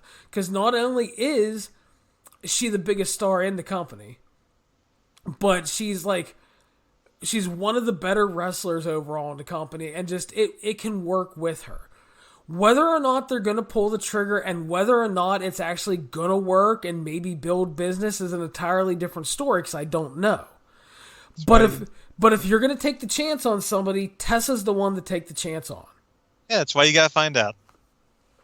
Try it, see if it works. And let's be honest, I mean, Impact has been getting better recently as far as quality goes, and they're picking up in attendance and whatnot, but they're kind of still in that position where they can afford to try something like that and see if it works or not. Exactly, and the thing is, too, is now they're playing completely with house money. Anthem owns Impact, Anthem owns Access TV, so you don't have to worry about alienating the network executives. You don't have to worry as much about advertisers because Access has built-in advertising packages for the most part. So you can take a chance on this. You can try to see if it works. Excuse me. Again, I don't know if it will. But if you're going to take the chance on someone, I'm 100% fine with it being Tessa Blanchard. Hey, and if it doesn't work, then her contract expires in a year or whatever, so you're good. And you're not wrong there. So, I mean, and speaking of Tessa, I will say, and we kind of talked about this off air as well, when her contract comes up, she's getting paid by somebody big. Either Impact is going to have to empty the coffers to keep her, or WWE is going to throw money at her, or AEW is going to throw money. Everybody. Yeah, or AEW is going to throw money at her. And I mean, she's going to get paid. And here's the thing. There were a lot of people after the first Mae Young Classic that were critical of WWE for not signing Tessa Blanchard. And I said at the time that it was the right call for them not to. Because during that time, there were a lot of reports out there about Tessa having personality issues and causing problems, and I guess for lack of a better word, being immature. There's been plenty of time passed since then. Yeah. She is matured as a woman, as a person, and she's gotten 100 times better as a wrestler to the point that she can be the ace of any women's division. And I think if she would have signed with WWE, she would have been one of 50 women stifled in the warehouse in that developmental system. I think that, yeah, and given the attitude issues that you mentioned, the immaturity issues, the woman I think of where probably the level she'd be on would probably be Evilise. Yeah. I think that's where she'd be. Exactly. And the thing is, I think that time not getting signed by WWE was the best thing for her. Because she got to work around the world. She got to work with a ton of people. She got to improve herself as a woman, as a person, as a wrestler. And now look at how good she is. She's going to command top dollar when her contract is up. And she's going to have the choice to go anywhere she wants. If Impact is getting better and offers her enough money and she's the biggest star in the company, maybe she stays there. Maybe WWE offers up the big money. And then maybe she's straight main roster bound. Yeah, I think you have to put her with right wherever those other horsewomen might be. That's right. I would think. Because, I mean, you can tell a great story with her and Charlotte if you want. Mm-hmm. So you can do that. And then, I mean, if I'm AEW and that contract comes up, that woman's division needs work. It needs to be better booked, but it needs an ace. And Tessa Blanchard can be your ace of your division. Yeah. So she's going to get paid whenever that contract comes up. And God bless her. Good for her. She put in the work. It's what you got to do sometimes, man. And, yeah, and I think at this point, wherever she ends up, I don't think there's going to be there could be a way where it doesn't work out, but you'd have to be really incompetent, I guess is what I'm saying. Yeah, like I said with Rhea Ripley, I mean, if they fuck that up. Oh, and man, I gotta tell you, that Survivor Series book, I don't know, that Survivor Series showing was a little questionable book in there, I thought. I was not happy with that. They would have been much better off just putting her over straight and clean, but they're back on the right track on Wednesday. Yeah.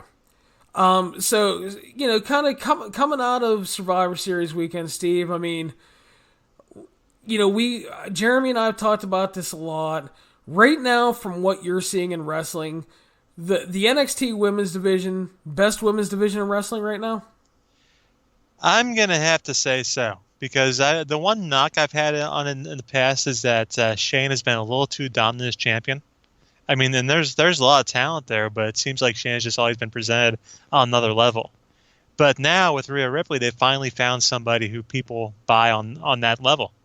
I don't think there's anybody watching NXT that doubts that Rhea Ripley can beat Shayna Baszler.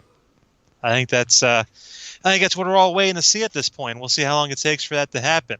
I know unfortunately, Shayna's main event match at Survivor Series didn't quite go as well as they had planned. So I don't know if that's that affects him for Shayna going forward or not. But as far as Ripley goes, she's got. I think I've thought her future's been bright for a long time. The first time I saw her at the Mae Young Classic, I thought she had a bright future. It seemed like the only thing she was missing was a little bit of confidence, and she looks confident as all get out right now. I mean, she looks like somebody that could just kick anybody's ass in the world pretty much. And somebody on offteam.com kind of said like she should probably be booked like the female Super Cena. And that doesn't seem like a bad idea to me. Just have her just walk up to everybody, and maybe she gets her ass kicked sometimes, but she should not be backing down to anybody. Yeah, Rhea's been absolutely great, and Jeremy and I talked about this a little bit on the Fallout podcast from Survivor Series weekend. If you would have told me a year ago that Rhea Ripley would have lapped Toni Storm in terms of becoming possibly the next big women's star, I would have laughed. That's a fair point because, I mean, yeah, Tony's... I don't know what happened with Tony, to be honest with you. Yeah, the Toni Storm thing has been really weird. It's like she's seemingly worked more non-WWE than WWE this year, especially after losing the NXT UK title. She just returned this week on TV, but like Toni had everything going for her. She had the hype, she had the look, she had the matches, and then it just kind of got really flat in NXT UK. And obviously you can say that's an indictment of the NXT UK product on some level, but I mean, you could have also made the argument that she shouldn't have been put there and that she should have been brought to NXT or the main roster. So it's like whatever was going to happen with Toni Storm, just it fell to the wayside. And that's unfortunate for her, but the emergence of Rhea Ripley has been such a wonderful thing to see. I mean, she definitely showed good potential in the first Mae Young Classic. And then you come back to the second Mae Young Classic, and she's a completely different person. She became herself, pretty much, was what happened there. She found her confidence. Like you said, she became herself. The in-ring got even better. And then it's just, from there, it's snowballed in a good way. And she has just done nothing but climb and climb and climb. And again, I do think for her, the NXT UK thing worked out very well for her. Yeah. Because she was still obviously living in the US and she was working all the NXT house shows. But when she would go over and film NXT UK, she also got a taste of what it was like to be booked as a star. So that was a big thing in her maturation process and her growth as a performer. And then she was still getting the benefit of all the training in Florida and working the house shows. And now it's paid off because she's going to be a big deal in NXT, and she's going to be a big part of that show. And you look at the top of that division, Steve. You got Shayna, you got Rhea, you got Candice, you got Io, you got Tegan, you got Dakota, you got Mia Yim, you got Bianca. I mean, you got that top of that NXT women's division is just fucking stacked. And you got your girl Xia Li, they're just kind of a notch below them. Yeah, and that's what I was going to say next. They're starting to build up Xia Li. And, you know, so you still have work to do underneath, but they're building something pretty special there. And it's really cool to see. And, yeah, the NXT women's division for me has been a real bright point since they hit TV. And I thought the build to the women's War Games match was great in its sneaky goodness because everybody was focused on Shayna's next challenger and the obvious men's War Games. To where the women's War Games almost snuck up on you, but then if you looked at it, it made sense booking-wise, starting with the first NXT on USA. Because of how they built all the feuds underneath to work into it. Yep. And then they had a great War Games match. You had the great Dakota Kai heel turn. Which I think had revitalized her character, I would say. Yeah, and then you're going to get a ton of matchups out of that. Because obviously, you know, she faced Candice, they did a DQ. You're going to eventually have the Tegan Nox program. Did Rhea kick in her chair? Yeah. And you're probably going to end up having Mia Yim versus her, because it's probably going to be revealed that she's the one that took out Mia Yim. A lot of the sneaky backstage attacks in NXT. So, but I'm interested to see where it goes. I'm loving the NXT women's division.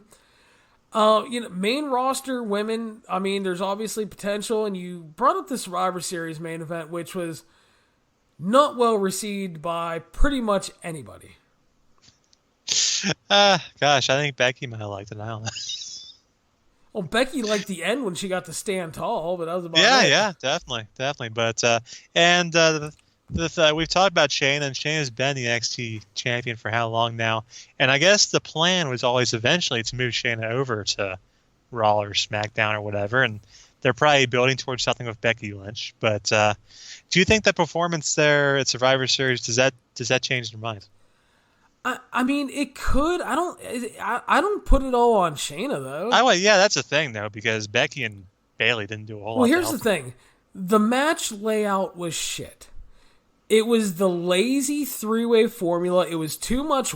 Two in, one taking a nap on the floor, and then just the general layout and work wasn't exciting on any level. They didn't, and I'm not talking even high spots. I'm just talking in terms of building drama, building to a climax of the match. There were no real peaks and valleys during it. It was a three-way that went too long. It wasn't that interesting. Put on 5 hours into a show when everybody was tired that made it even worse. You know what? That kind of sounds like the WrestleMania main event to me. Yep. And then I think the worst part, though, about it was, I think when everybody saw that this was put in the main event spot, and the commentary was hyping up Ronda as Shayna's friend and the triple threat at WrestleMania, blah, blah, blah. I think everybody was expecting a big angle at the end. So then you got a disappointing, what I would call average at best match. And then you got Becky throwing a temper tantrum and standing tall afterwards, and that was it. The man.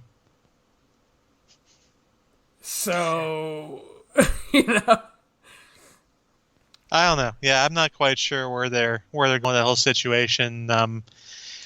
I did not catch Raw this week, so I have no idea. Did they tease anything for Becky going forward? No, I don't even think fucking Becky was on the show. The one thing I've seen teased for Becky would be actually, I think for the Starrcade show, they teased they announced like a 4-way for women's tags with the Kabuki Warriors, and one of the teams was Becky and Charlotte. Yeah, the big rumor is that it's going to be Becky and Charlotte versus the Kabuki Warriors at TLC. Because I know they're doing the Charlotte Kabuki Warriors feud right now, and I'm not sure who's supposed to be a babyface in that one either.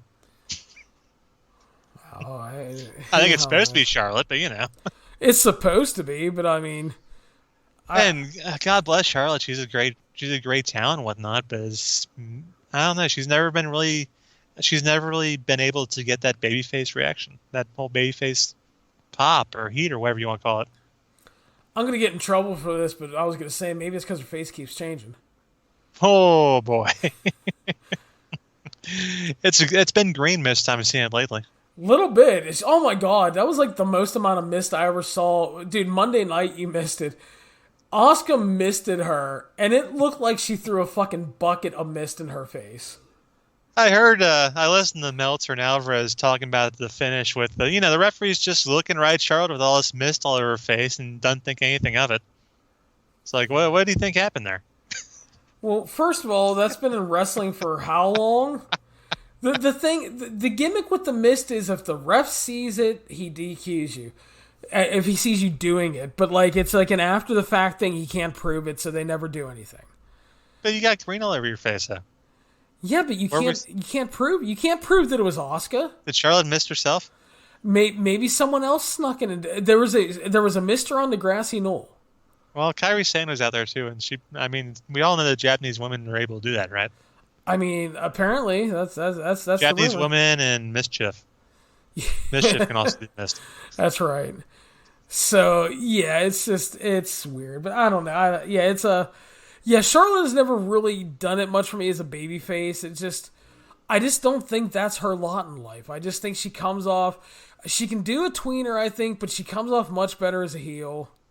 Yep. I just think everything she does, her size, her demeanor, plays better into being a heel. Yeah, because she's bigger than most girls she wrestles too. Yeah. I find it hard for her to gain sympathy, to be honest, and it's just, I don't know. I mean, I'm sure maybe if they really, really tried with it, but the fact is they're not defining her personality enough to make you care about her being a babyface. It just feels everything is so random to fit the moment with no real direction. Yeah, didn't it just kind of happen one week because Bayley decided she wanted to be evil? Basically, yeah. Yeah, okay. Bayley wanted to be Pam. Pam got pissed off, and Charlotte became a pseudo face. Yeah, I mean, I guess I don't know. And well, SmackDown. Then you got the SmackDown scene there too, which I don't know if that's going a whole lot better. And looking like Lacey Evans and Bayley. Oh boy. They made Lacey a face? Jesus. That's what it looked like in the SmackDown segment, yeah, because Sasha and Bayley were running down everybody, and they made fun of Lacey, and Lacey was the only one that got called out. I mean, they made fun of Carmella and basically called her shit in the ring. They made fun of the moonwalk, probably. Yeah, they made fun of Nikki Cross, who they said didn't deserve to be on the team. They said Dana Brooke couldn't flex her way out of a paper bag. They ran down Lacey Evans. So Lacey was the only one that came out, and Lacey ran him down and called him a bunch of nasties and then punched Sasha in her face. And Pam sat there and looked unsettled. And, so Aunt Pam is going to face Lacey Evans probably at TLC, and... That's a choice. Wow. That's a choice good after luck. The Lacey Evans Becky matches. Well, I'm saying, good luck to Bayley on that one. My gosh. And you know what? And Lacey really has the perfect kind of background to be a really good babyface. She does, exactly. The military background, the mom, and all that stuff. I think she could be a really top-notch babyface, but I don't know, man. She could. If you watch, they have a day of special on the network about the Saudi show and her and Natalya getting to wrestle. Lacey Evans comes off as the biggest babyface in the world. Because she's talking about how, she's like, yeah, we heard it might happen and I wasn't sure. Then they said it might be me, but they weren't sure. And she's like, and then they announced it was real and I had to pack to go and I got to tell my daughter about what I was going to do. And she's like, and my little girl looked at me and said, Mommy, you're going to change the world. And I'm like, oh my God. I'm like, it's like fucking adorable, right? Yeah. I'm like, she's the biggest goddamn baby face. And she's like, and then Lacey's like, I got to serve my country. And she goes, and then I got to, the biggest thing ever in my life, I got to be a mother. She goes, I get to be a wife and, I have a great husband. And she's like, and now I get to perform in front of people and entertain everybody. And she's like, and I have no complaints in life. And the fact that I get to do this and might make a difference, it might be the most important thing I ever do. And listen, I bag on the Saudi shows and on some level it was a big propaganda bullshit thing. But it meant a lot to Lacey Evans and Natalya. And like I said, she came off as the biggest babyface in the world. And all I can think of was like, again, like I thought when they signed her and I knew about all the background stuff for her, it's like, she could be such a big babyface star if they put in even an iota of effort. Yeah. And hearing her talk too, just like she's extremely well-spoken and emotional and passionate and just... Yeah, I mean, they could do a lot worse. I mean, I don't know how good the match will be because, I mean, again, she did not have very good matches with Becky. The thing you kind of worry about with Lacey is, it's tough to overcome a bad first impression. Yeah, and that's the thing. A lot of people are going to remember those Becky matches and be like, So check the scene with Corbin? God,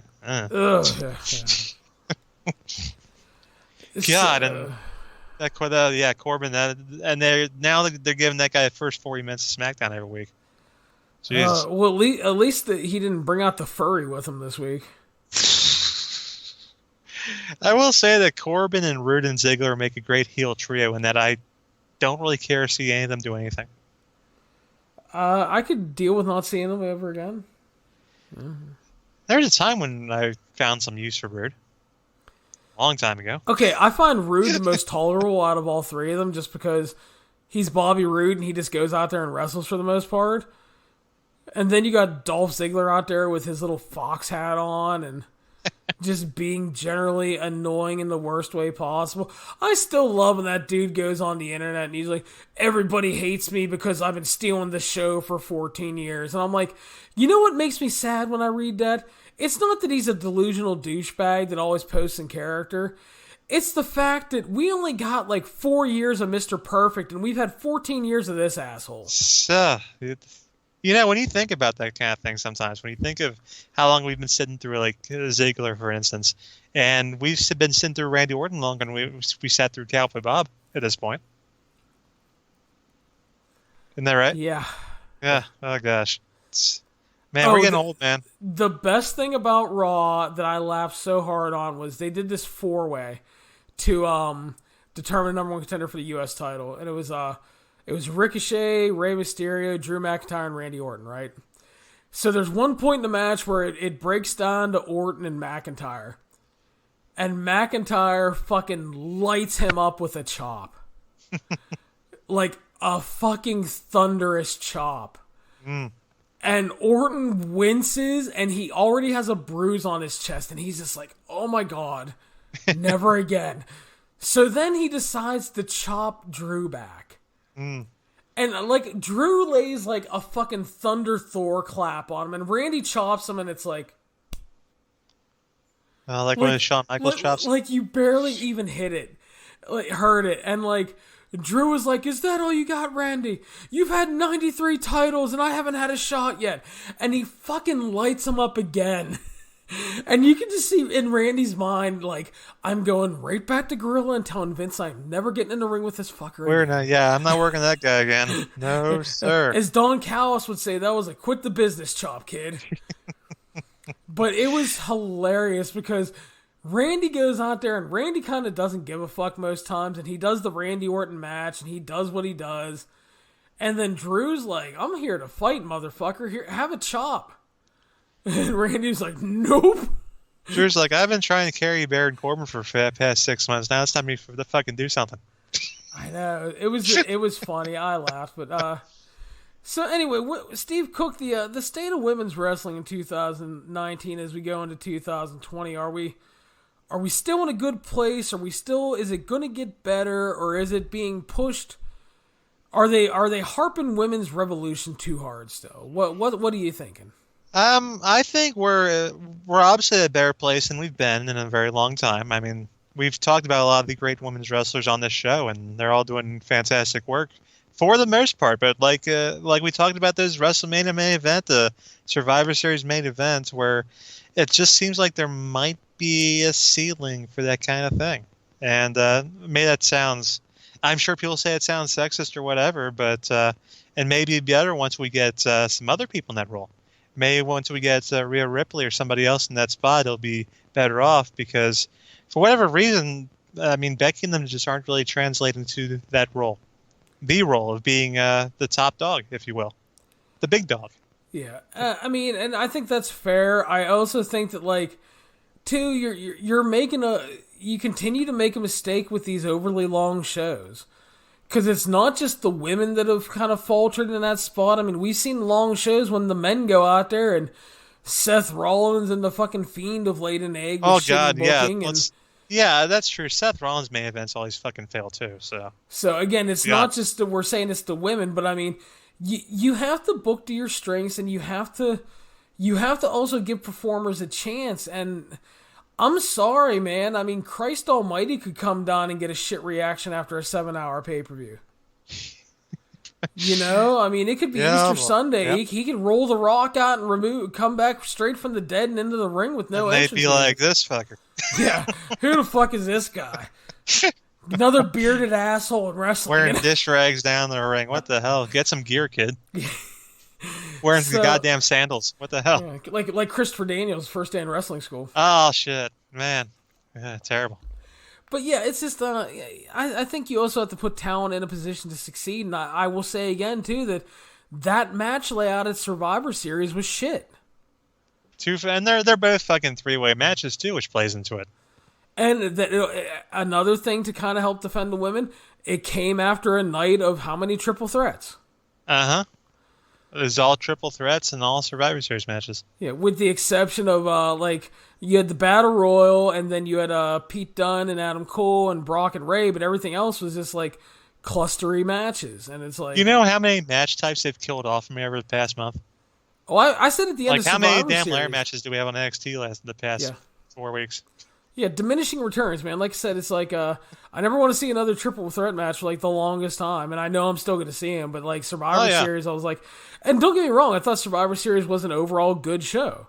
But it still didn't mean I want to see a triple threat the next night. And I don't want to see it anymore. Now, do you think, that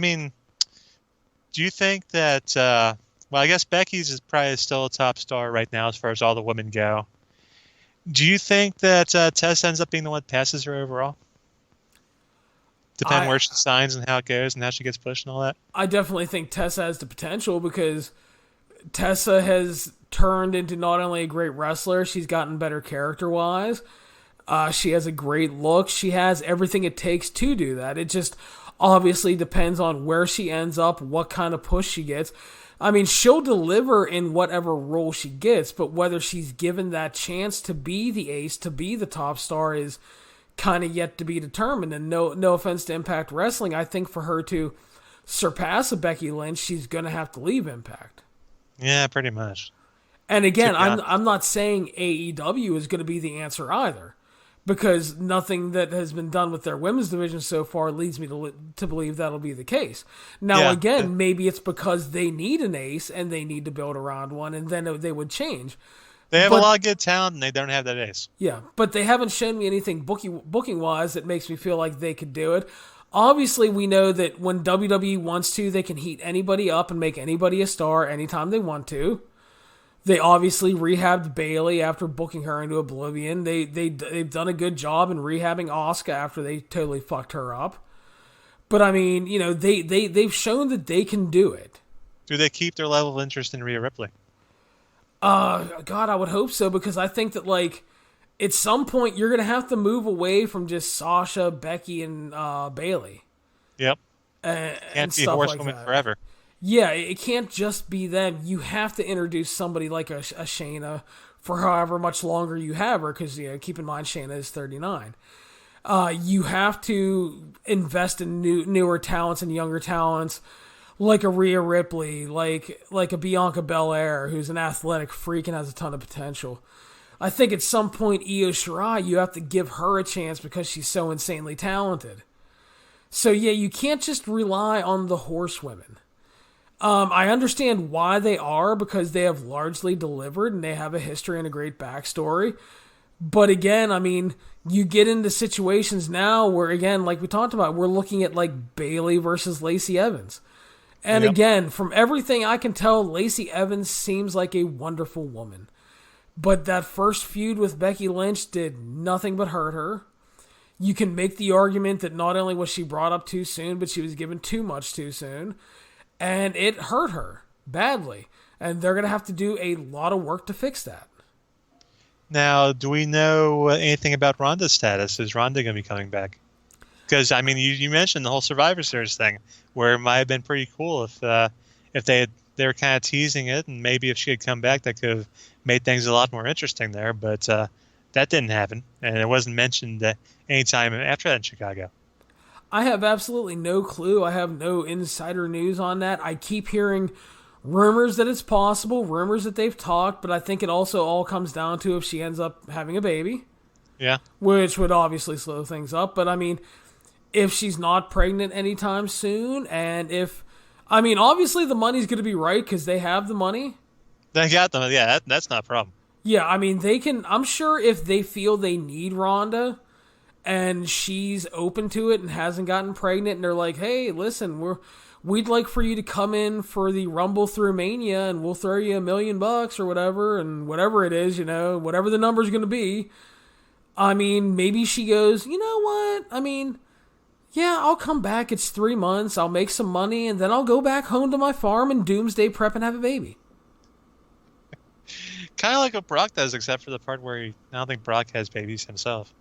No, but I mean, I'm sure Brock has some doomsday facility at his place, though, so he can be the last man alive. Oh, well, I don't think he doesn't need any help there. Brock is going to be the last person alive, and certainly the last person getting paid by a wrestling company. So, I mean, I wouldn't rule out a Ronda return. I don't know anything. I haven't heard any, like, hard rumor on it either. There's just constantly been the low-level rumors that if she's not pregnant and if the offer and time frame is right and it's not overly long, that she would probably consider it. And how many times they told us there's going to be a horsewoman versus horsewoman feud, and I never see that happening, largely because, well, I mean, Ronda's tough to get a hold of, and also because the other two horsewomen there, they're not going to fit in that kind of match. That's just not going to happen. Unfortunately not. I mean, they're obviously working hard. They're working all the live events. Whenever I see them, there are small signs of improvement, but putting Marina Shafir and Jessamine Duke in a match with Ronda, who exceeded expectations greatly, Shayna, who's become a really good worker, and then pretty much your little Mount Rushmore of WWE women's wrestlers over the past 5 years and the Four Horsewomen, they would stick out so badly. Be like Hulk Hogan teaming with Coco Beware. Yeah, I mean, much love to Coco and all.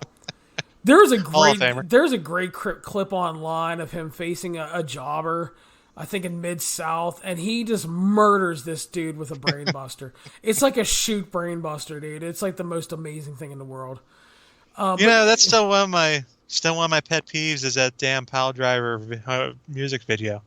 It's a damn brainbuster he's doing. It's not Pile Driver. I know. Pissed me off. Although I did love it when he called it the Ghostbuster. Yeah. Pretty solid. So, but yeah, I agree. We're definitely in a better place. I mean, you know, Shimmer's still going. You have, it's not great, but like Shine still runs shows, so that's a place for women to work.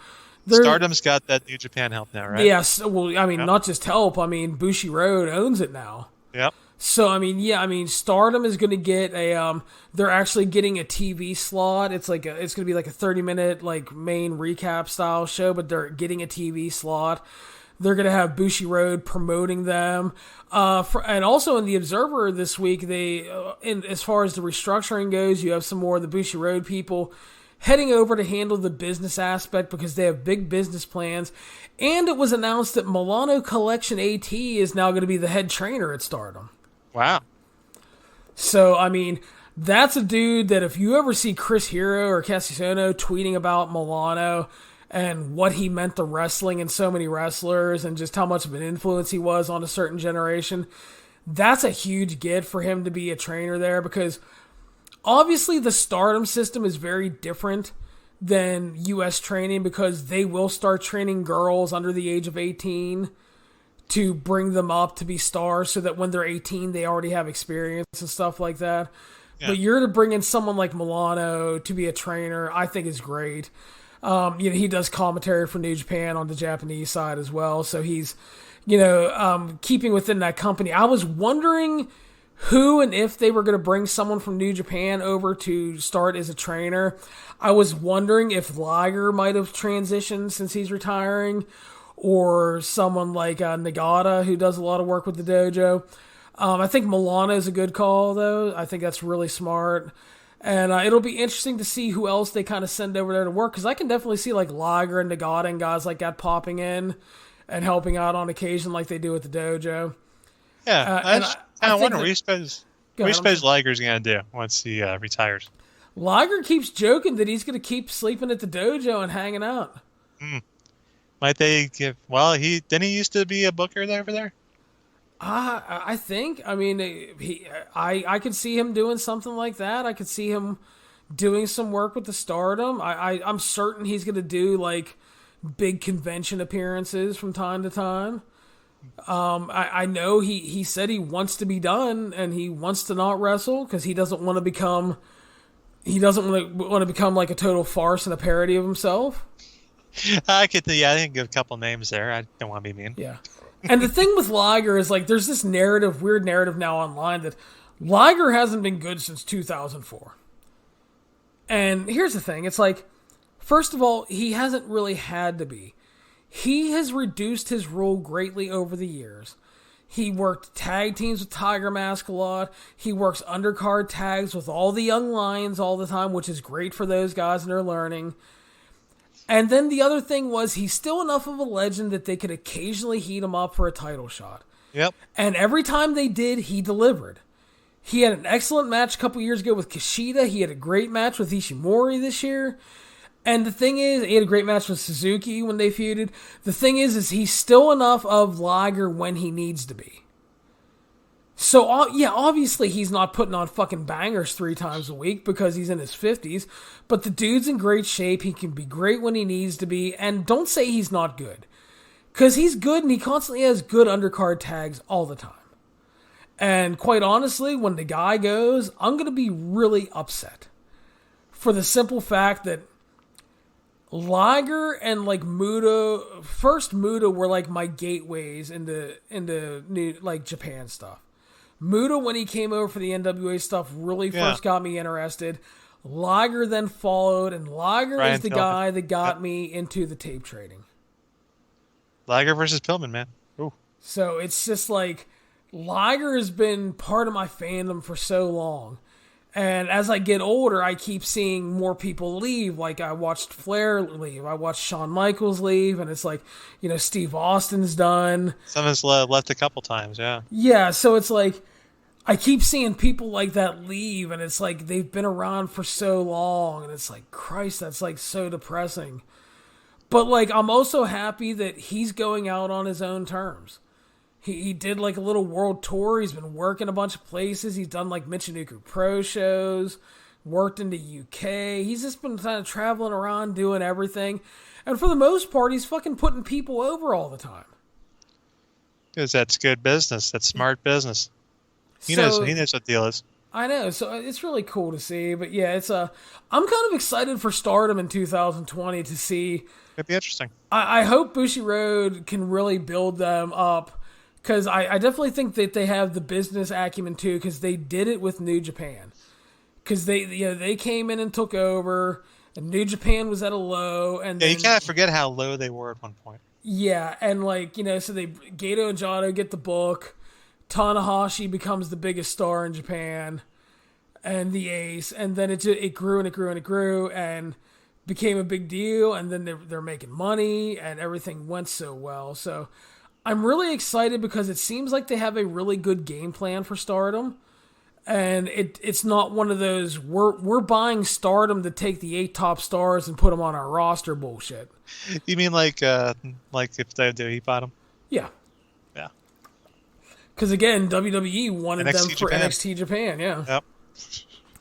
So, I mean, I'm excited in that it's still going to get to go. And there's a lot of possible stars in Stardom, Like over the last year, Hana Kimura has really risen to ranks.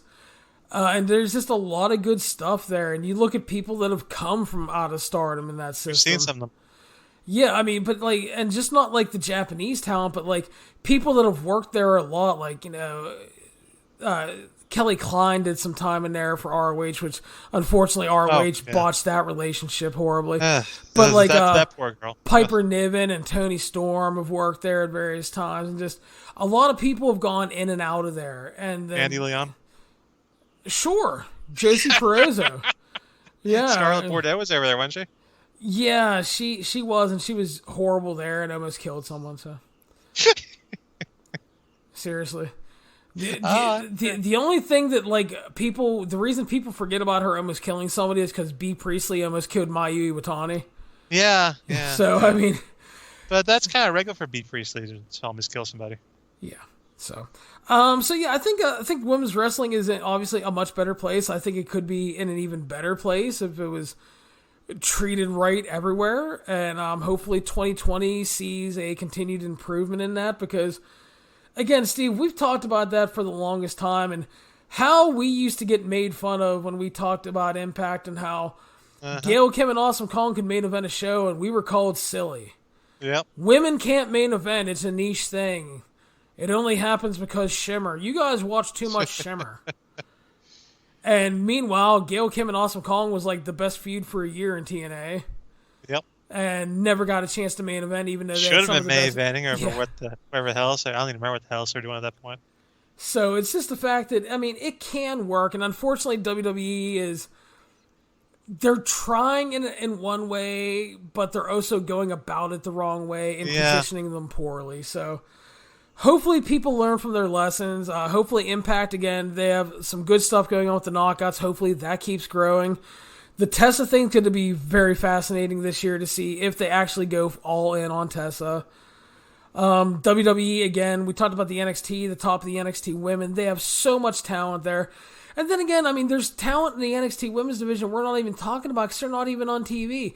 Karen Q's out injured. Deonna Purrazzo's not on TV. Chelsea Green's not on TV. There's so many women in that division, behind all the women that are really good on TV right now. So it's like the cupboards are stocked, man. It's like fucking Sam's Club down in Orlando. It really is. I mean, and it just seems it's just tough to get them all out there. Just tough to get everything on the shelf. So because I guess some of the stuff up front doesn't sell or whatever. I don't know. Yeah. And then, of course, Jesus, we have NXT UK. You got Toni Storm over there. You got Piper Niven. You have Kaylee Ray. Yeah. I mean, there's more, but there's a ton of women in the system. No reason it shouldn't be good. And that's why I pushed when they said NXT was going to 2 hours and they were losing that 1 hour a weekly original content. I think they should have found a way to find a small place to tape and do an NXB show similar to kind of like Derby City Wrestling for OVW back in the day. Because you have all these people that aren't on TV, but you could put them in a small 200-seat venue, tape it, run it on the network so that you have them learning how to work on TV. So that when it's time for whoever's not on, I mean, you have so many damn people down there, whenever it's time to bring someone up to the USA Network, they will have, quote-unquote, some TV experience. They'll know where the fucking hard camera is. They'll know their entrance. So why hasn't that happened yet? Is it just their obsession with making NXT a main brand? Is that the deal? Because we know it's kind of transitioned from being a developmental territory to being a super indie. In a lot of ways. It's not only transitioned, it is Steve Cook. Look at TakeOver. There was not one homemade NXT star on that show. I think Bianca Belair was like the only one that had been, started out there. Yeah, I mean, okay, Bianca, that's like it. I think that was it. Yeah, I mean, so it's like, and I'm not using that as a criticism. It's just, it is what it's turned into. I honestly, part of me thinks they're waiting to eventually just absorb and buy Evolve on the cheap and run quote-unquote Evolve shows on the network as the NXT, like, sub-brand. And why hasn't that happened yet either? I mean, where are they holding out for? It really should. So. Where are they holding out for? I mean, Sal can't be making that much off it. Yeah. No offense. I mean, it's a fine product from what I was saying, but they can't be making that much money off it. I'm surprised it hasn't, especially with Gabe already working for the company. Yeah. So. But Stephen Cook, I think that's gonna wrap us up for today. And then you did some columns on the site. What did you write this week on the site? Throw it on. There was a lot of stuff there. I think my personal favorite was the top 7 wrestling related foods. That was pretty good. Very good. I assume ice cream bars were on there. The ice cream bars are on there for sure. Yes, I mean, among other things like the Slim Jim, of course. Kind of Slim Jim and Macho Man, right? Fair enough. And then also making the list a fairly new item, but we know it's been taken the world by storm. The little bit of the bubbly. Awesome. I like it. Yeah, so a lot of good stuff there on the list. Oh, and I also got to mention Tracy Brooks cookies. Hey, how can you not mention Tracy Brooks? Which I still think cookies? TNA missed the boat on that one. I mean, they missed the boat on Tracy in a lot of ways, but, when the whole Cookie Gate thing broke, they should have done something with that. Yeah, they should have sold some cookies off of that. That's what I'm saying. Sell some damn cookies. She's probably got some good recipes, right? You would think so, but I mean, yeah, it's it would have been nice if they would have done something with that, but... So, anything else you threw out this week you want the listeners to read? There was a botched column, of course, and I'll plug my thing over on thechairshot.com, too, where I listed the top 10 wrestlers I was thankful for in 2019. Fair enough. So, check that one out as well. Steve, putting into work this week. Much appreciated. Thank you, sir. And it was a good time as always. Yep, thank you for joining me, and we are going to start moving on to the next part of the show. Have a good day, Steve. Alrighty, welcome back to the next segment of our show. What we're doing here, again, is we're kind of cobbling together a few different segments, talking about a wide variety of stuff. And at this time, I'd like to welcome back someone that's been on the show before, who helped out and did a bunch of WrestleMania weekend reviews with Ryan Rosansky, a former 411 writer, a good friend of mine, Jerome Cusson. Jerome, how are you tonight, sir?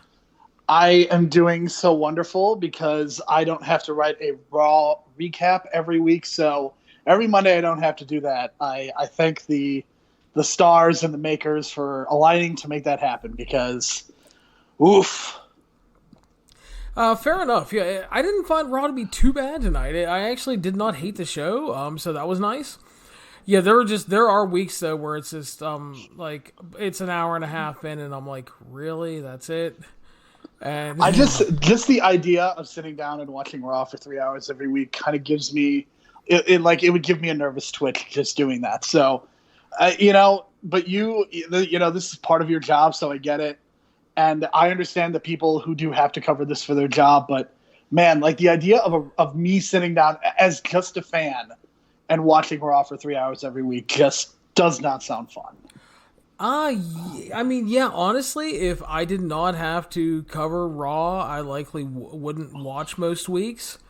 I would find something else to watch, watch Monday Night Football or something, just something else. But yeah, it is what it is. But Jerome, we're going to talk about Ring of Honor today, you and I, and to kind of give people some background. I mean, you used to write for the site, you used to cover a lot of independent wrestling, you used to be I think it's safe to say, pretty big ROH fan. Kind of detail some of your fandom with Ring of Honor over the years. And I became a Ring of Honor fan in the spring of 2006, and I can tell you my very first show, because it is generally regarded as one of the greatest Ring of Honor shows of all time in what was one of the biggest weekends in the history of Ring of Honor. I was at Better Than Our Best 2006. That was my first show. And that was not the show with the Dragon Gate Six-Man. That actually took place the night before. But I was in the midst of 1,800 wrestling fans, and it was just a blow-away show in almost every conceivable way. The main reason that I wanted to attend that show was because Samoa Joe, AJ Styles, and Christopher Daniels were wrestling on that show. So that was kind of my gateway in. But getting to see Bryan Danielson against Lance Storm was really cool at the time. Homicide and Colt Cabana had just a ridiculous brawl, because it's one of the rare instances where there was a chair riot, so to speak. I know that's something that ECW gets stereotyped for, but it did happen in Ring of Honor twice during the Ring of Honor CCW feud. There was also just an incredible tag team match between Dragon Gate and Austin Aries and Roderick Strong, and if that show doesn't suck you in, then nothing will. I mean, it's just one of those shows that I think if it took place today, it would be regarded as being too long and too much going on one show. But I think in 2006 terms, when it was pretty much a wasteland of wrestling at that point, and there wasn't the glut that currently exists. I mean, at that time, it was manna from heaven, I think. But obviously, things have changed in the last 13 years. I became a fan of Ring of Honor when it was at its peak, when DVD sales were probably at the top. And I think it maintained that level for a good 2.5 years. And then kind of the housing market crashed and DVD sales crashed. And I think Ring of Honor, it's just been a slow descent over the last 11 years. And I think this descent has kind of been punctuated over the last few months with everything that's gone on with Matt Taven. And when I say descent, I'm more talking about a creative descent, because I think there are clearly times when Ring of Honor has had tremendous success when getting on television, and the fact that they were drawing so well for such a long time. I mean, they literally ran Madison Square Garden and drew their biggest house. And admittedly, New Japan had a huge part in that. But they drew 15,000 people just 8 or 9 months ago, and now they can't draw 400 people, and they may not even sell 500 tickets to Final Battle. And it's sad. It's really depressing, but honestly, based on the creative direction, I can't say I'm surprised. You talk about that really hot period for ROH, and they were running really hot, and then there was, while the product was still really good, there was a start and decline in the rate in the overall attendance and kind of buzz. And I think that got turned around with the New Japan deal, and especially when you had AJ Styles and the Young Bucks working shows, because you can go back and track the rise of ROH attendance to that time period. And that was a really big boost for the company. New Japan was becoming really hot at that time, so they kind of helped each other out in a lot of ways. And then ROH was just, they were on this really good rise. They were drawing a lot of really good talents. They were seemingly building up. Just, they felt like they had a lot of stars. But also at the same time, you were still getting great matches. Maybe not back in the day matches to where every other weekend when there was an ROH show, you constantly heard on the message boards that you have to get this DVD. Danielson had a match of the year. You have to get this DVD. They ran this awesome angle. But there was still a buzz going on. And it started to fade a little bit as things were coming to a close in 2018. And I think everybody knew 2019 was going to be a challenge. Because, let's be honest, you lost access to Kenny Omega because he was no longer with New Japan. You lost Cody Rhodes, love him or hate him, he was making a difference with attendance. You lost Adam Page, who they were investing in heavily as building as a future star. You lost SCU, who, while weren't quote-unquote main event stars, they were a constant on that card and always delivered. You lost the Young Bucks. So you lose all that talent, you have to restock the cupboards, and I will say to their credit, they went out there, they brought in Roosh, they got Dragon Lee for dates, they brought in Bandido, Brody King, PCO, they still had Marty Scurll. So it wasn't like the cupboards were bare. We still had talent there. But again, it doesn't matter if you have the best talent in the world or the most loaded and hugest roster in the world like WWE, if they're not booked effectively and made into stars. So 2019, I think, started off a little slow. They did have the big Madison Square Garden show. But that is, I think, where we have to go back to. Because that's a big turning point for that company, because I think we can safely say everyone pretty much agrees that was a tale of two shows. Whereas the New Japan portion was regarded as a great show and giving us, a New Japan vibe in the U.S. in the Garden, which people thought was impossible. While you look at the pre-show Battle Royal and the Ring of Honor guys got no reaction. You had Bully Ray involved in a garbage brawl. You had the Allure debut and Kelly Klein win the title back. And then you just had a dearth of stuff that wasn't really good in terms of the straight ROH card, culminating with Matt Taven winning the World Championship. A true just incredible moment if I've ever seen one. And I would like to think that I could go back to the podcast that Ryan and I did, and I think I would like to think that I actually said that at the time. And I think Ring of Honor can certainly be broken up into these different chapters, and I think there are different logical endpoints. And I think a logical endpoint for Ring of Honor is that Madison Square Garden show, because it was the climax of everything that had been building for a number of years. The fact that they had the Young Bucks, they had Cody Rhodes, they had AJ Styles, all kind of entrenched in their company at various points. So many of the New Japan talents were making regular appearances. I mean, Kazuchika Okada, Hiroshi Tanahashi, these are legendary names in the world of wrestling now, and they were making regular appearances for Ring of Honor. And I don't think that people years from now, they're going to look at that and they're going to think, what the hell happened? How did this company have all these major talents, and yet Matt Taven was their world champion by the time they ran the freaking Madison Square Garden? So I think that was a real touchstone moment, because I think it was at that point that a lot of people realized that Ring of Honor as a creative entity has nothing in the tank. Even if they have certain talents, even if they have certain wrestlers that are very solid, that show, if you look at the Ring of Honor portion, it was bad. I mean, and it wasn't just bad, it was offensively bad. That ladder match was just inexplicable in its execution, because it went far too long, and you ended up with a world champion in Matt Taven, who is not over. I don't care what anyone says. There is no one.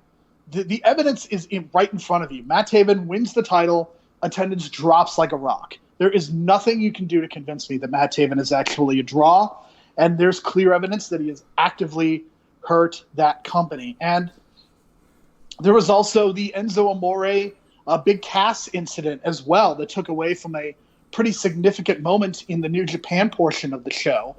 And not only did the fans realize that Ring of Honor was, as a creative entity, was dead, but it's really obvious that New Japan saw that show, saw the Ring of Honor portion, and said, we got to bounce. We got to disassociate ourselves and start running shows on our own. And even if they don't end up in a relationship with AEW, which I'm still convinced that it's going to happen at some point, even though I know things are not good right now. I'm still convinced it's going to happen at some point. But New Japan has decided we are better off running on our own than even trying to run with these fools again, because it's not working. The Ring of Honor show, the Matt Taven stuff, the Enzo stuff, this is taking away from our big moments in the Garden, and I think it really showed. You spoke about the attendance drop, and this is all factual information. There's actually a great article over on Voices of Wrestling that details a lot of stuff we're talking about and are going to talk about. ROH attendance last year was averaging over 1,200 a show. That's very respectable. This year, including the Madison Square Garden show, which, depending on which numbers you use, is 15 to 16,000 people, which they're taking credit for, obviously, because their name was part of the marquee. They're now averaging in 2019 roughly 500. I mean, that's a really bad number. Did they extrapolate what happens when you take out that 15,000 number? How badly does the number go down? It might have. I don't have the article pulled up, but I mean, I suggest you go to Voices of Wrestling and check it out. It's a very well done article. Those guys do a very good job, and it really breaks it down. And conversely, New Japan has run several U.S. shows this year. Haven't been running huge venues, but they've been running solid venues. And in their limited shows, they're averaging 1,200. It's funny how that works, how New Japan is running the average of what Ring of Honor was running. And, it still feels like New Japan is kind of a third banana in the States now to both WWE and AEW. But it's obvious that they do have a presence in this country that has no other foreign wrestling company has ever really had the level of presence that New Japan has. And, the fact of the matter is that if they were to run a major venue in Tampa, Florida next year, my guess is that they could still draw a solid 5,000 to 8,000 people, depending on the venue. I don't think that's financially probably not the best idea to bring their full crew, and it's not like there's any venue in Tampa that is as special as Madison Square Garden, but it's really obvious that New Japan has a solid presence here, and Ring of Honor just does not. I mean, I see some of the pictures from the UK shows, and it's like, what the hell happened? I mean, there was a time when Ring of Honor, before the boom, before they had AJ Styles, I mean, they did one of their biggest shows in 2006. They drew like 2,400 people for a Bryan Danielson-Nigel McGuinness match. Yeah, the UK shows were really sad looking. The one show, I think it was the Scotland show or Wales show, I can't remember which it was, but the one show was the middle show, drew I think it was 150 people. And It was one of the deadest crowds I have seen all year. And one of the big excuses I got from people that were at the venue that tried to defend, because I gave the show a bad review because it wasn't a good show either, was that, well, we didn't know it was like an Honor Club show. Maybe we would have made more noise. I'm like, dude, they put everything on Honor Club. Don't tell me you didn't know. If you're buying an ROH ticket in 2019, pretty sure you know what Honor Club is and probably have a subscription to it. So it's like, don't make that excuse. It was sad. I made a comparison to the dying days of the AWA, because it just felt really sad. Despite the fact that there is talent there are some people still working really hard. But, I mean, if you have 150 people that don't care, it doesn't matter. I mean, they're running these, some of these buildings they're running, it's just night and day to where they used to. They did a bad crowd in Chicago this year. And someone tried to tell me that, well, maybe Chicago's burnt out. And you can't tell me that when MLW is routinely going in there and drawing 2,000.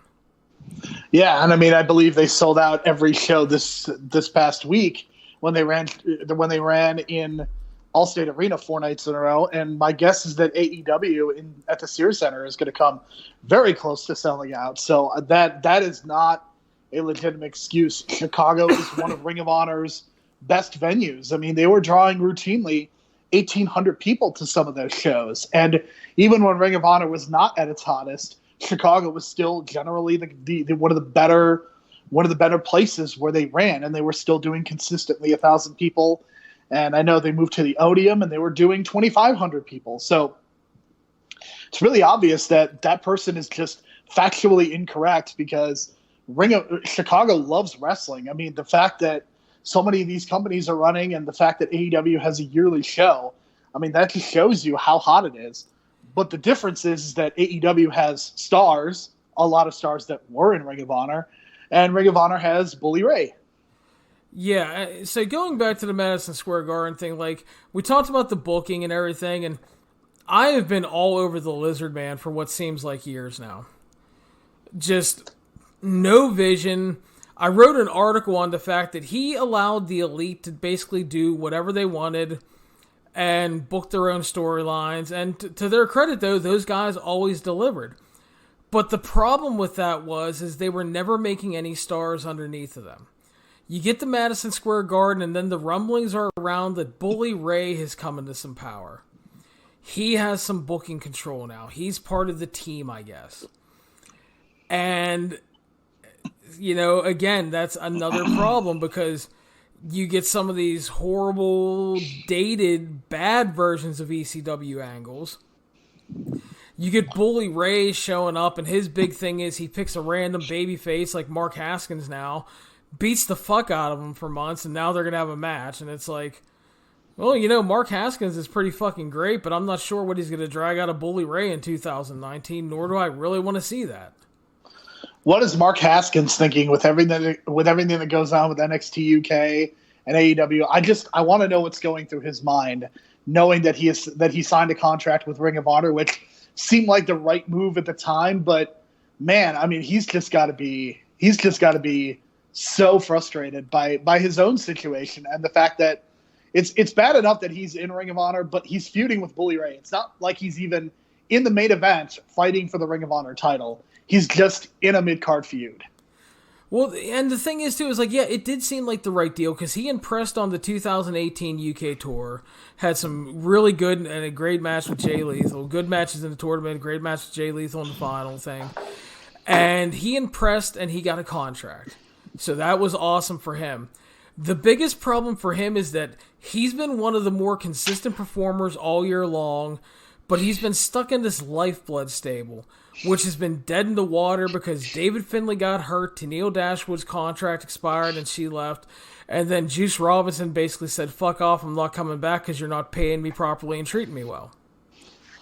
Which all makes sense. I mean, these are you have just nailed the Ring of Honor problems in a nutshell because, as you mentioned, people are leaving because their contracts are running out, and we will address the women at some point. Oh, yeah. I'm sure, because a whole new perspective has probably been gained on that Dash story that you mentioned. But, you know, I know the other thing is that Mark Haskins has a history of injuries, so I'm sure it was a big deal for him to get a contract from anyone and to get that guaranteed payday, and I'm very sympathetic to that, but I'm really hopeful that he can get a lifeboat away.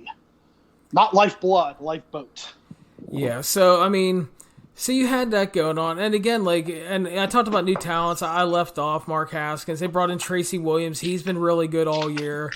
But again, him and Haskins and Bandido, for the most part, have just been kind of dead in the water because of the way Lifeblood imploded with, you know, the others gone.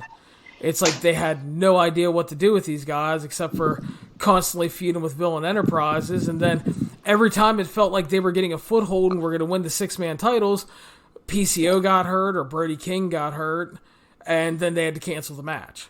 So those guys are dead in the water. But going back to Madison Square Garden, they put the world title on Matt Taven, and as you said, a just incredible moment. Matt Taven wins the title, and the big excuse at the time was, well, Marty's contract is going to run out this year, and he's probably not going to stay. Fast forward from April to November, and what have we learned? We learned that Matt Taven's contract was up almost at the same time as Marty Scurll's. He ended up re-signing, but they took the title off him anyway, thankfully, and put it on Rouge.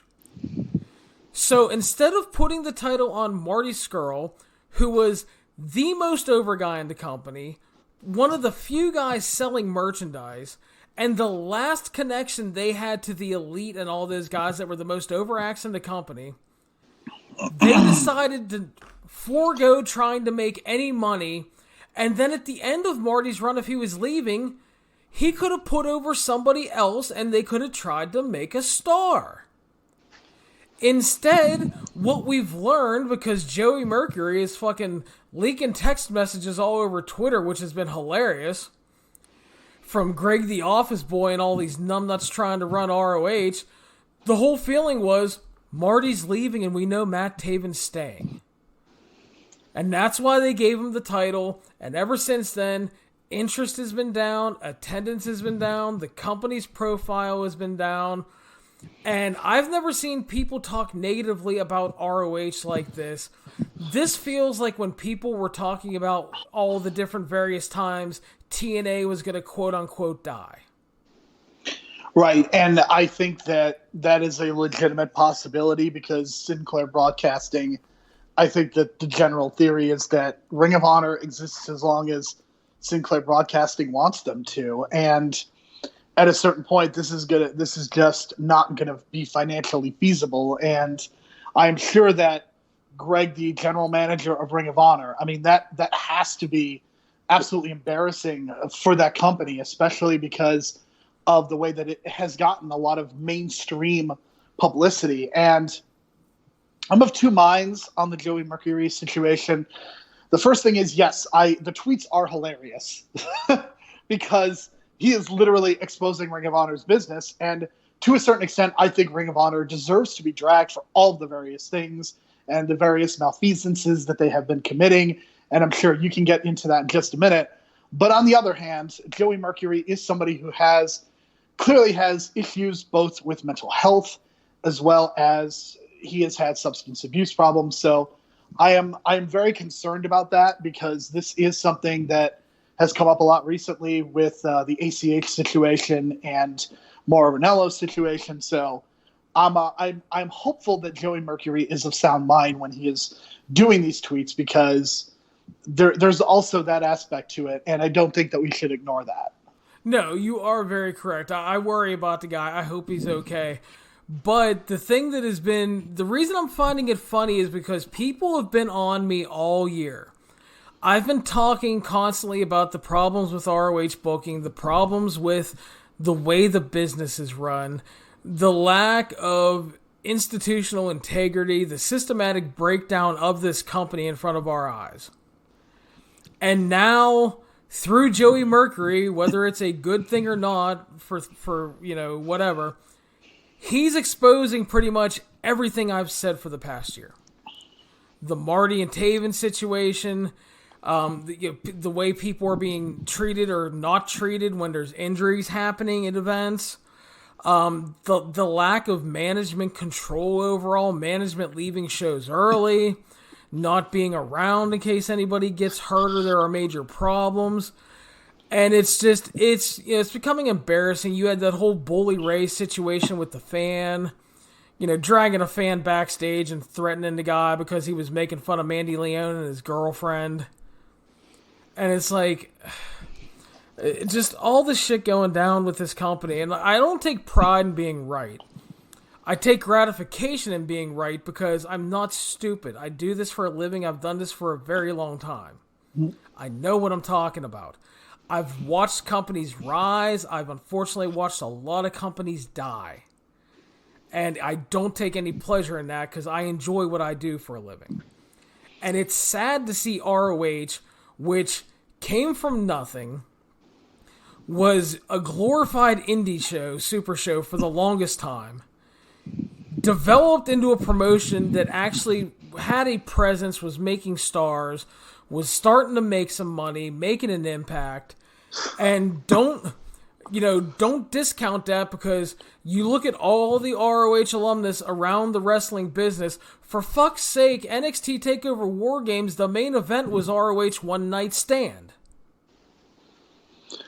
Yeah, and I think that you speak about Ring of Honor, and I don't think it's just a Ring of Honor issue. I think they are clearly still the most high profile of the promotions that I'm about to mention. And the fact is that they are owned by a major broadcasting company, and because of that, just for that reason alone, they're still a huge factor. But you think about so many influential promotions of the independent scene, the PWGs, the Chikaras, it feels like a lot of these companies have lost a ton of influence over the last few years as WWE has signed talent, and the start of AEW has clearly impacted this as well. But it seems to me like a lot of these promotions have lost a lot of steam, and I think some of it has to do with the creative.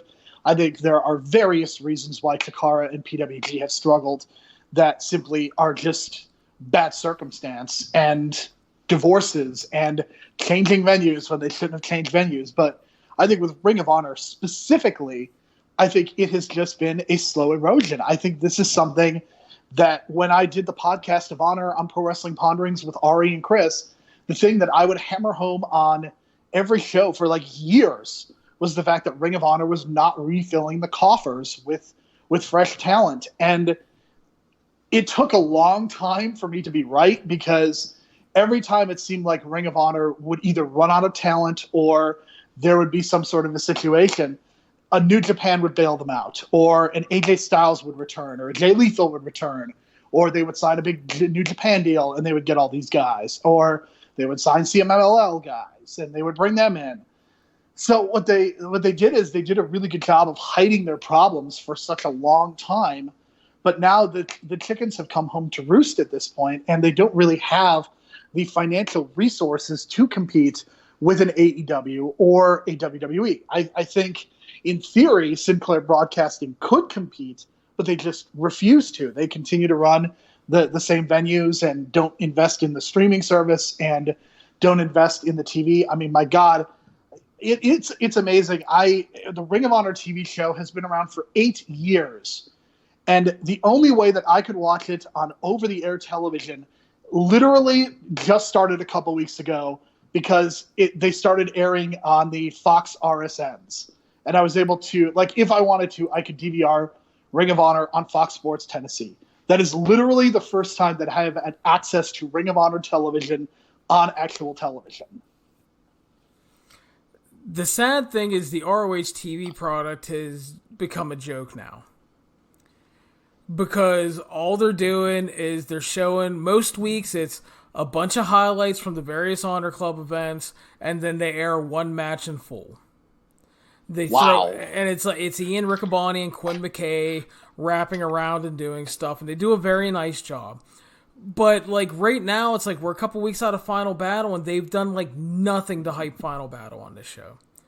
And it's just become like bad to watch. It's like, yeah, it's like there may be one match on the show, and it may be a good match, but you're filling the show with 35 minutes of bullshit that I just can't care about. And then you're putting on a match that I've already watched and reviewed 9 times out of 10. Well, the good thing is that you just get to copy and paste your review, so it makes your life a little easier. It does, right? And I do appreciate that, but I can't understand how anybody can actually invest in that product. And I read every week people leave comments in the ROH review that, unfortunately, I've been an ROH fan for X number of years, and I just, with all the wrestling out there, I had to kick ROH TV from my rotation because there's too much other good stuff out there to watch. Well, yeah, I mean, you've got just WWE alone. Even if you didn't watch Raw and SmackDown, you could still be watching 2 hours of NXT and 1 hour of NXT UK, and that's just eliminating Raw and SmackDown from your rotation. That's not to mention the fact that AEW, of course, has their 2-hour wrestling show. And my guess is that a lot of the people who were watching Ring of Honor are now watching and supporting AEW. That is pure speculation on my part. I think that AEW has undoubtedly created some interest from outside indie wrestling fans, but that's what my guess is. I think a lot of Ring of Honor fans have probably transitioned their loyalties, and who could blame them for 1 second for doing that? But I think that it's depressing to me because it feels like Ring of Honor never really figured out the timelines of television and hyping up their pay-per-views. Like, that's something that they were struggling with literally in 2008, 2009. And the fact that it's still an issue 10 years later just shows you the lack of quality control that exists and how Sinclair perceives that product. I think Sinclair has always perceived Ring of Honor to be this low-rent operation that they can run cheaply, and whenever they don't want them anymore, they're just going to discard them like they discard anything else. And That's something that should not be ignored. One of the questions that I have for you, Larry, is do we know who Greg, the Ring of Honor general manager, is he someone's cousin in Sinclair Broadcasting? Is he a husband? Is he a son? Because it just feels like this is the kind of situation where you put a fail son or the cousin of someone who is grossly incompetent at everything they do into this position because they cannot harm the broadcasting company. I mean, I don't know, but that's a pretty good speculation and analogy because it kind of feels like that. And there's been a lot of stuff going around, the dark Twitter DMs and all that stuff that, Joe Koff has been like the big one in support and running Ring of Honor.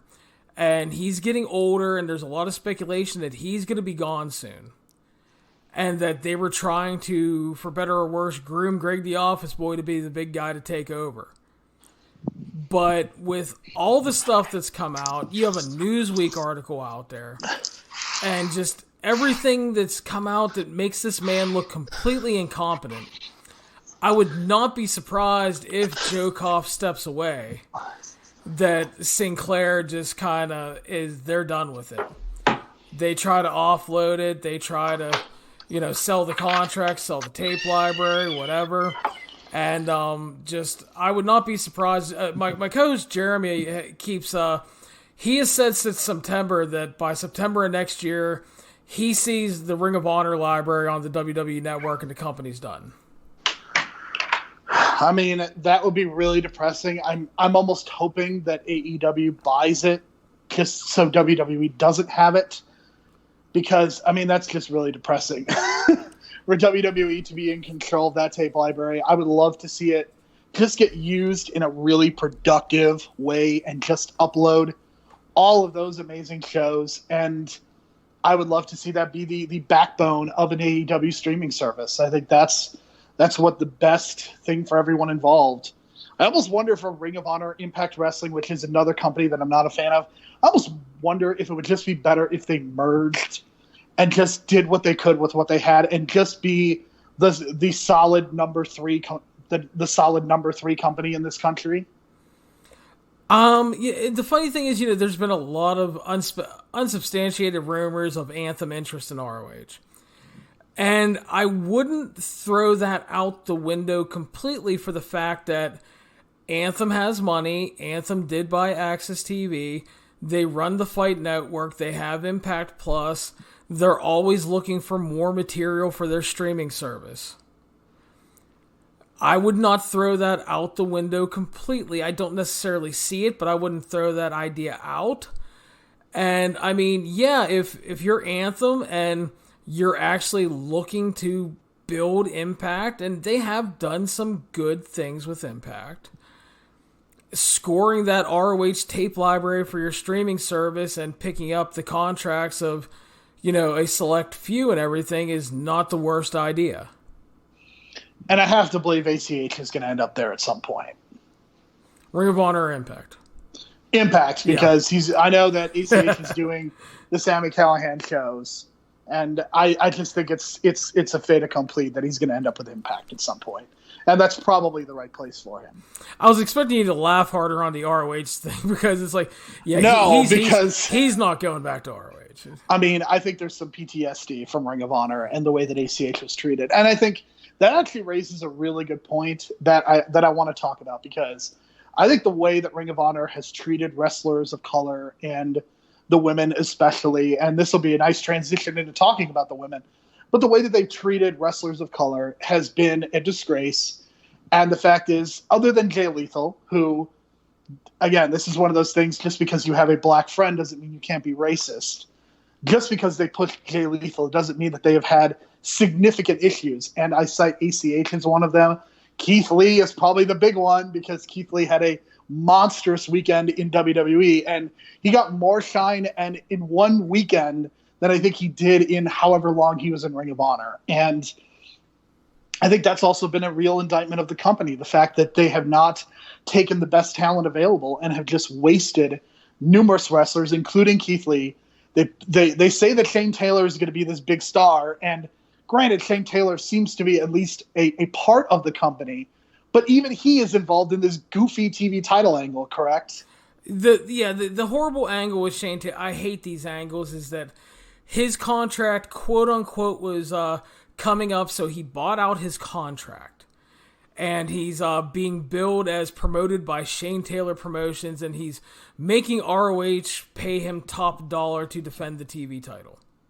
Wouldn't it be funny if he actually did get his release and just left? I think that would genuinely be hilarious. Well, the big speculation from the Joey Mercury tweets is that ROH has planned to not re-sign him in 2020. I mean, of course. So, it's really interesting. Keith Lee had a great week overall. I talked about this on the Survivor Series podcast we did. He was in the big closing angle on Raw. He was in big angle on NXT Wednesday night. He was in the closing angle of SmackDown. He won in the main event of War Games. He went toe-to-toe with the big dog after pinning Seth Rollins on a Big Four pay-per-view. And then got the respect to Roman Reigns afterwards. Came off like a complete star. And my comparison was that, like, I know Adam Cole has been getting all the love because he had a fucking great month. And he deserves all of that praise, especially working injured still. But I didn't want it to get lost that not only did did Adam Cole get over huge, but Rhea Ripley got over huge, Keith Lee got over huge. In a rare instance, it felt like WWE was making stars. And it warmed my heart to see Keith Lee get that. I wrote a big article when he signed with WWE, and you talked about his ROH treatment and booking. It's like his run was largely just kind of laughable and throwaway. Then he went and had a great run in Evolve. He had a string of great performances in PWG, in Progress. So he was booked better everywhere as opposed to ROH. Right, and I think it's funny that you mentioned the WWE is trying to create new stars. So let me get this straight, Larry. They are trying to create new stars and get people over on the one show that is competing against another company's wrestling show. It's funny how that works. It's shocking, I know. And it's like, Jeremy was like, I don't care why they're doing it. I'm just glad they're doing it, but we all know why they're doing it.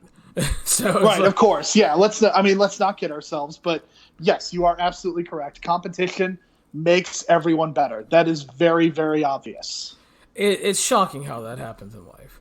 So before we talk about the women, I want to kind of Tarantino back. We talked about the New Japan thing. And it has felt like throughout 2019, New Japan has really felt like they've distanced themselves from Ring of Honor after MSG. The use of talents in New Japan has been sparse. They used Colt Cabana for the New Japan Cup. They're using him and Cobb for World Tag League. They used Bandido for Best of Super Juniors. They used Marty. But it's like they haven't used a lot. They used Gresham for the Super J Cup. But they haven't done a lot, and they haven't sent a lot of talent to ROH to the point that when they did Global Wars, it was turned into the Global Wars Espectacular Tour, and they worked with CMLL, their other partner this year. Yeah, I mean, from New Japan's perspective, I mean, they are a company that feels like they are trying to grow constantly. That's been their modus operandi for the last 8 years or so, ever since kind of the big boom happened. And they're clearly trying to make a move in the United States. And let's be honest, this is clearly the direction that New Japan has always been going in. For people to pretend like this Ring of Honor New Japan thing was ever going to last in the long term was foolhardy, because New Japan is by wide margin the bigger company, but they needed to, if they were going to come into the United States, they needed to kind of cover their asses, and Ring of Honor was the logical place for them to do that, much more so than any other promotion. So they smartly attached themselves to Ring of Honor. They have used them quite well to get their own talents over and to create some saturation of market here. And granted, I don't know if New Japan is ever going to be even as popular as AEW, but it's really obvious that New Japan no longer needs Ring of Honor to succeed, and that's bad news for Ring of Honor. And it's the same thing with CMLL. Now, I know CMLL it's much different. Lucha Libre always it's always a tough nut for me to crack. I've never been as much into Lucha Libre as I have a lot of other forms of professional wrestling. But if CMLL gets a stronghold in the United States, does anyone really think they're going to hang around with Ring of Honor too? Like, if CMLL was able to run a show on their own, why would they need Ring of Honor too? So the same thing is going to happen with CMLL. If Ring of Honor lives, the same thing is going to happen with them too. Yeah, and the sad thing is too is like, you know, they ran that tour. That tour did not do great, including what I believe it was the lowest house in Chicago in years. Like, it was like 500 or under, and that's not good, because as you mentioned, like, Chicago was always kind of like a safe haven for Ring of Honor.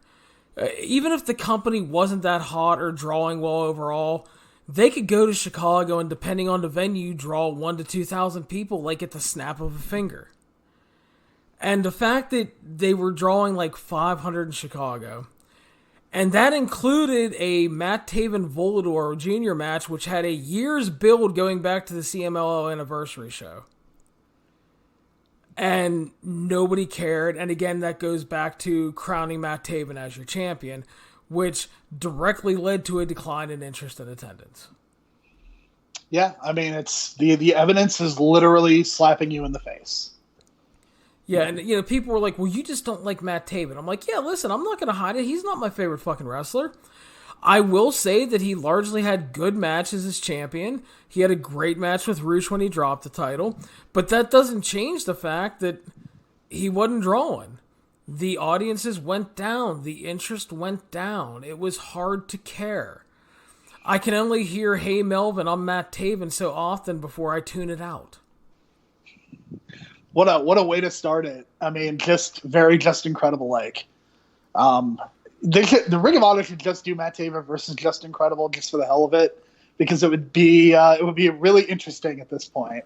Insert the little Spider-Man meme with them pointing at each other. Yes. I mean, they should just book Aldo Montoya. Let's do that instead. So, yeah, I mean, and again, the decline is there. The numbers are out there. The numbers are published.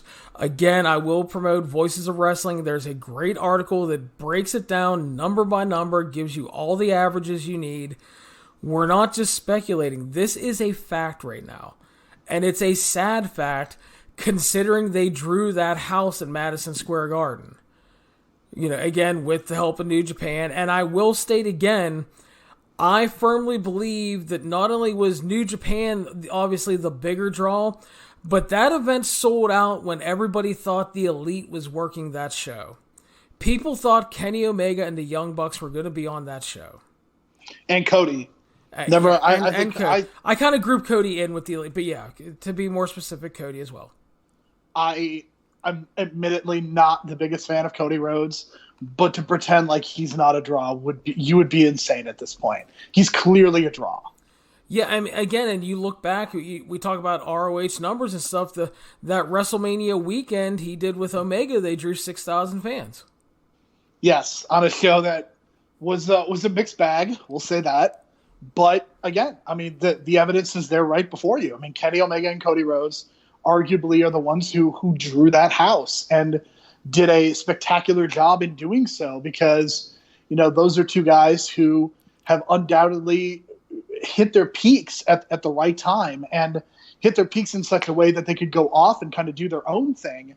You know, Cody Rhodes has done such a magnificent job of rehabilitating himself. And let's face it, he used Ring of Honor basically to rehabilitate his image. And people might think that I'm being negative. I mean, that's brilliant. I mean, that's absolutely what he should be doing.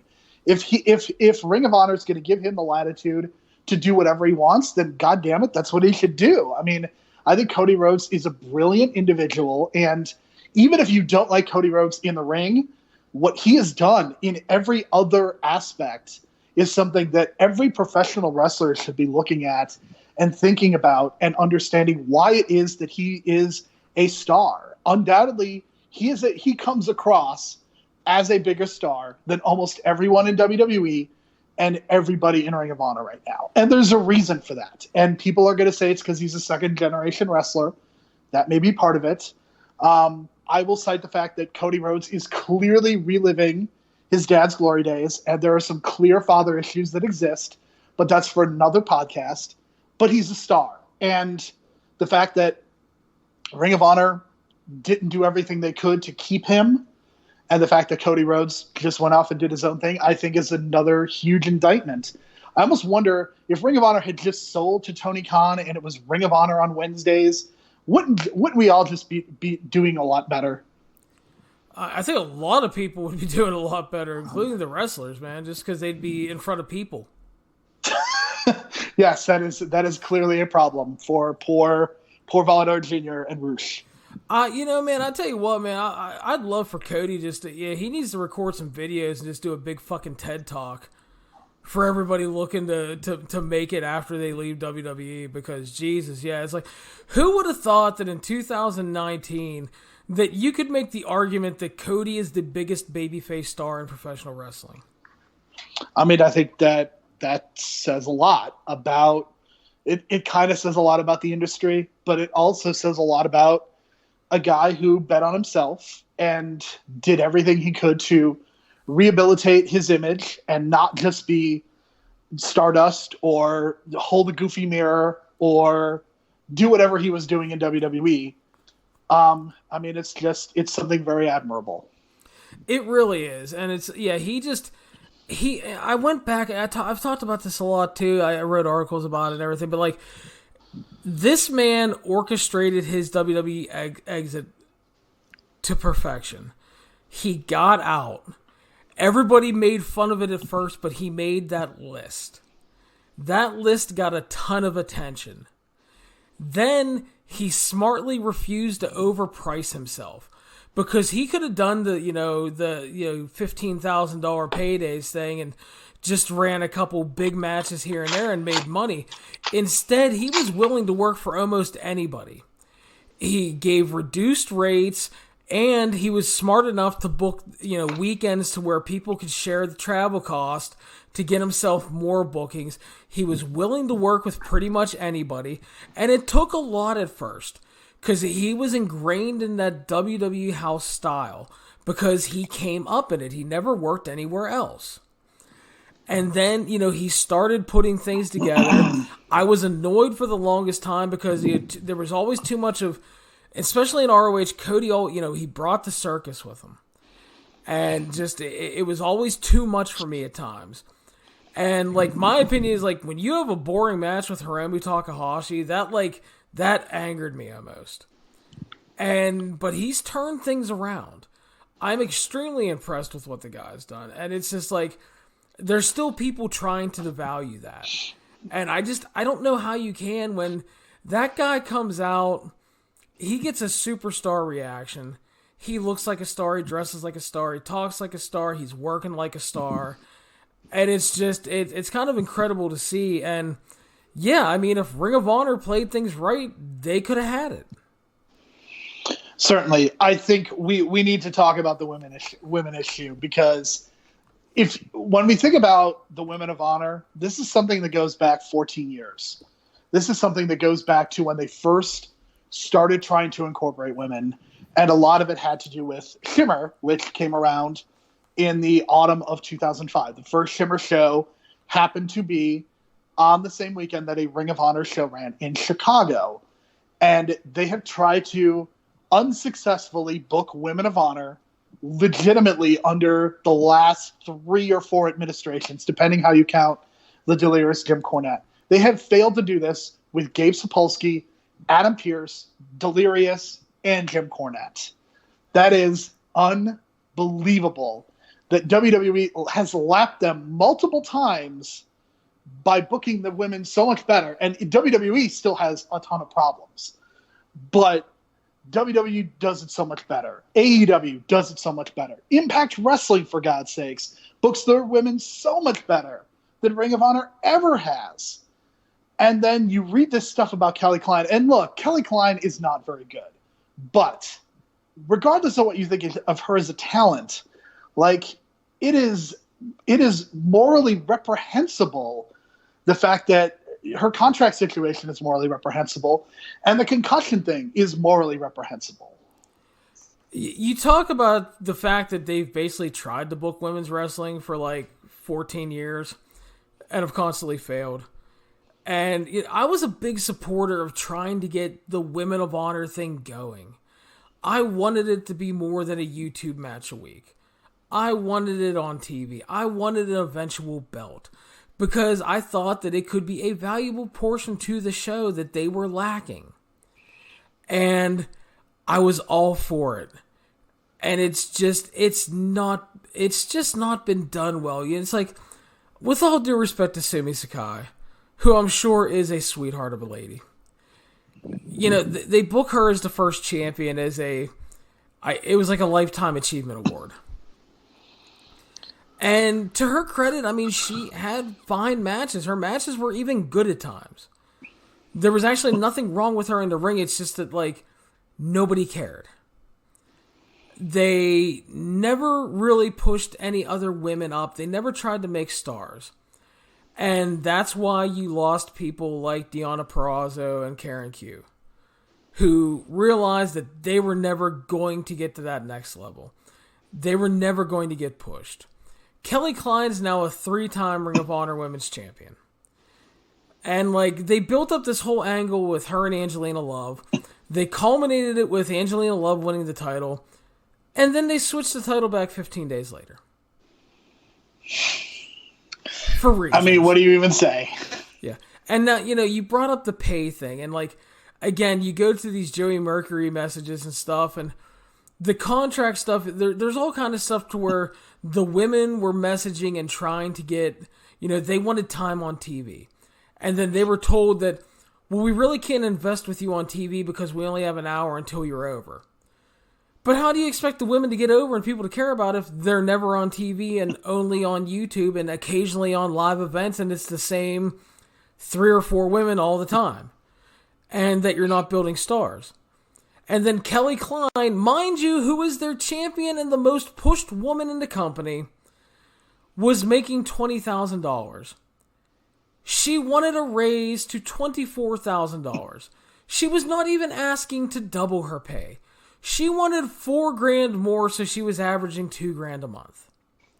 And I would like to point out that she would be well within her rights to actually demand not only a doubling of her salary, but a tripling of her salary, given what professional wrestlers have to go through. If she had asked for $60,000, again, regardless of what I think of Kelly Klein, she is well within her rights to do that. Exactly, especially because they've pushed her as the biggest woman star in the company. They strapped her up 3 times, and then you're telling her, we can't give you $24,000 because then we'd have to give everybody else more money. You all have to make the same money because you don't really matter to us. That's essentially what she was told. You're all the same. You all make the same. But the fact is, they're not all the same because they were pushing her as a star. Don't get me wrong. I am not a Kelly Klein fan. I've talked about it all year on the podcast. You can go back and listen to any podcast where I talk about Ring of Honor. I think Kelly Klein is probably a very nice woman. She's a pretty lady. She works hard, but I don't think she's a good professional wrestler. When you're having poor matches with Mayu Iwatani, you're having issues. Okay? But regardless of what I think, she's also a human being putting her life on the line in the ring, putting her body on the line, and she wanted a mild raise and was refused, despite, again, being the most pushed woman in the company. She was refused that. She got a concussion and was reportedly not taken care of. There was reportedly no doctor to check on her, despite what Ring of Honor says. And now she's dealing with post-concussion problems. And now Ring of Honor is not going to re-sign her and have essentially fired her, despite what they say they're letting her contract run out. She's been fired. Because these things came out and she spoke on it.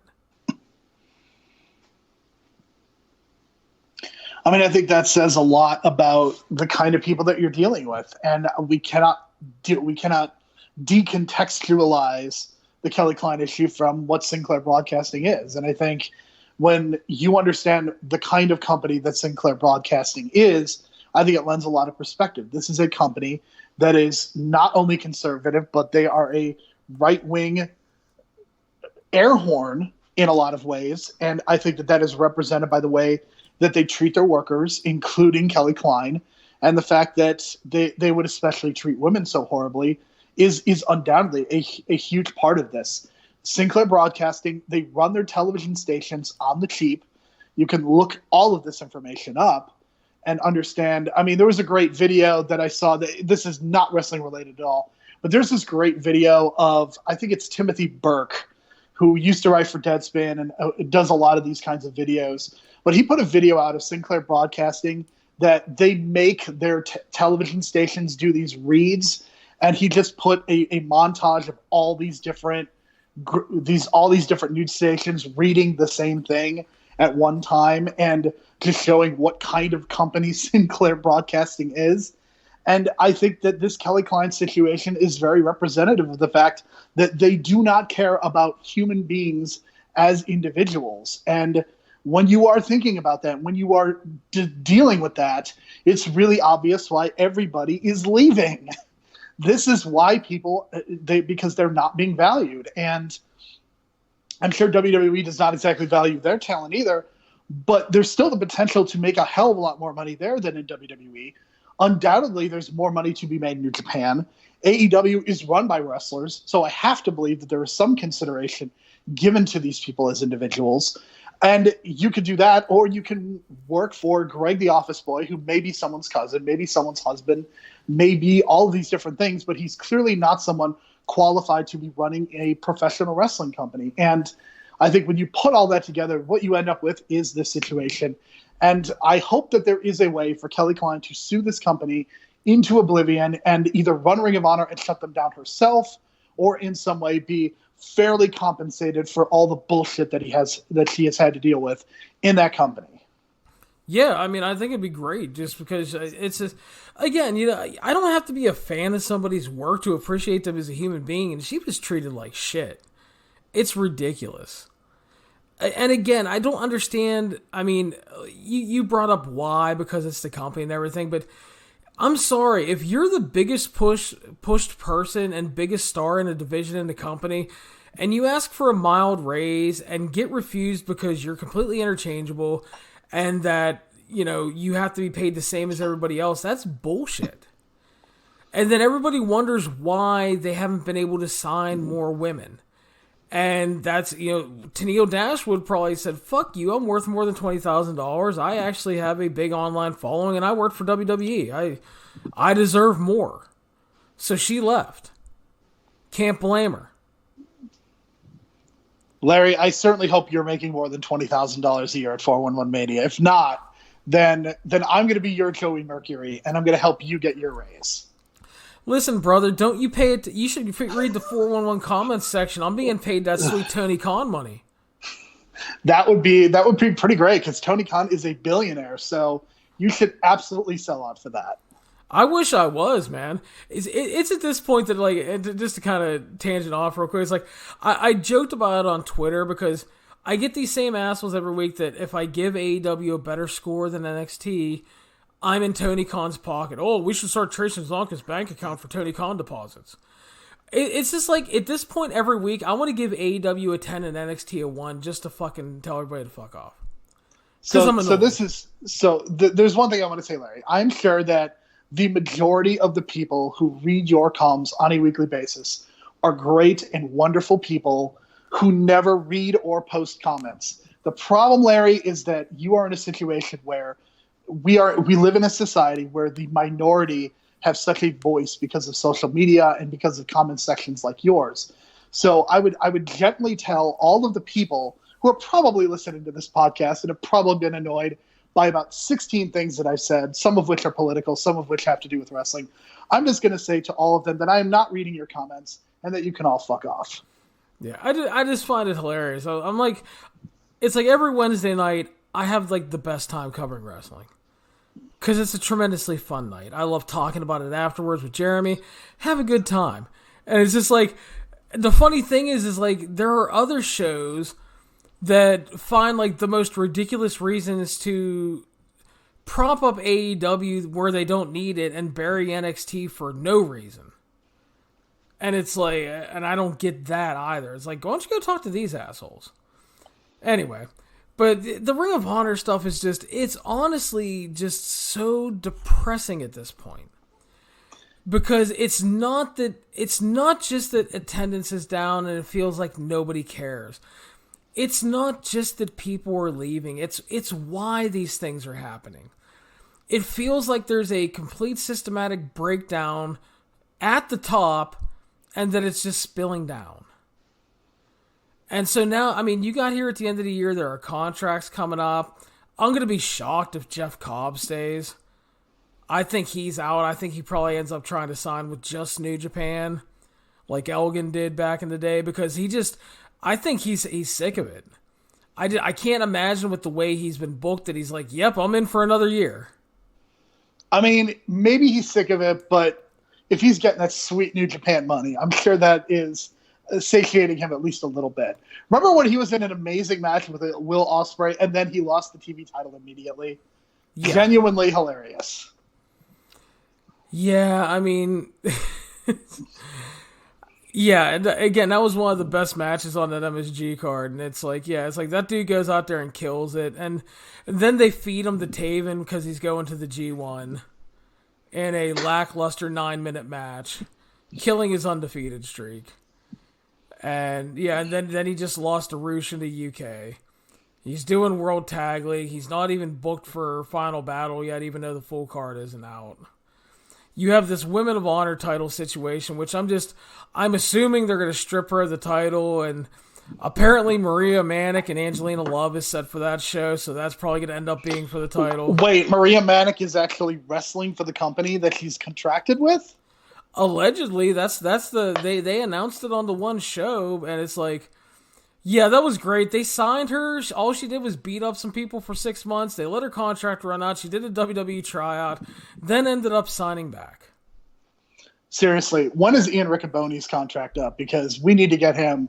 We need to find him another job in wrestling.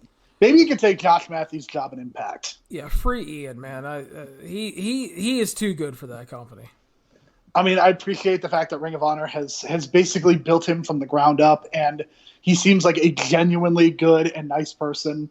And I really want to put this out there because we've been very negative that Ian seems like the nicest person. I think he's really good at his job, and I would love to see him commentate for a company that does not suck. No, I completely agree. I've actually talked with him a lot of times. He's a very nice person, and I agree with you. He does a great job. He was put in a really difficult position when Kevin Kelly left. And he has thrived. He is great. I love him. I think he does. Him and Colt are a great commentary team. And it's just, yeah, it's, I'd love to see him on to bigger and better things too. I mean, if he's happy, God bless him, but it just feels like such a bad situation. It's like, you look at all this stuff, you look at the decline, and you brought it up earlier too. It's like, Final Battle hasn't even sold 500 tickets left. This is the biggest fucking ROH show every year. The big culmination. Do you know what I would have done to go back to a Final Battle show back in the day? Because I never actually got to go to a Final Battle. Like, I would have done some things that probably would have crossed some lines to get to a Final Battle show back in the day. Like, if you tell me I could go to Final Battle 2006 and see that show, or like even 07, 08, man. But like the idea of just going to Final Battle is just it would never even occur to me today. Yeah, and it's kind of hard to blame you, man. I mean, it's just there's been no effort into hyping this card. They've announced matches online. That's it.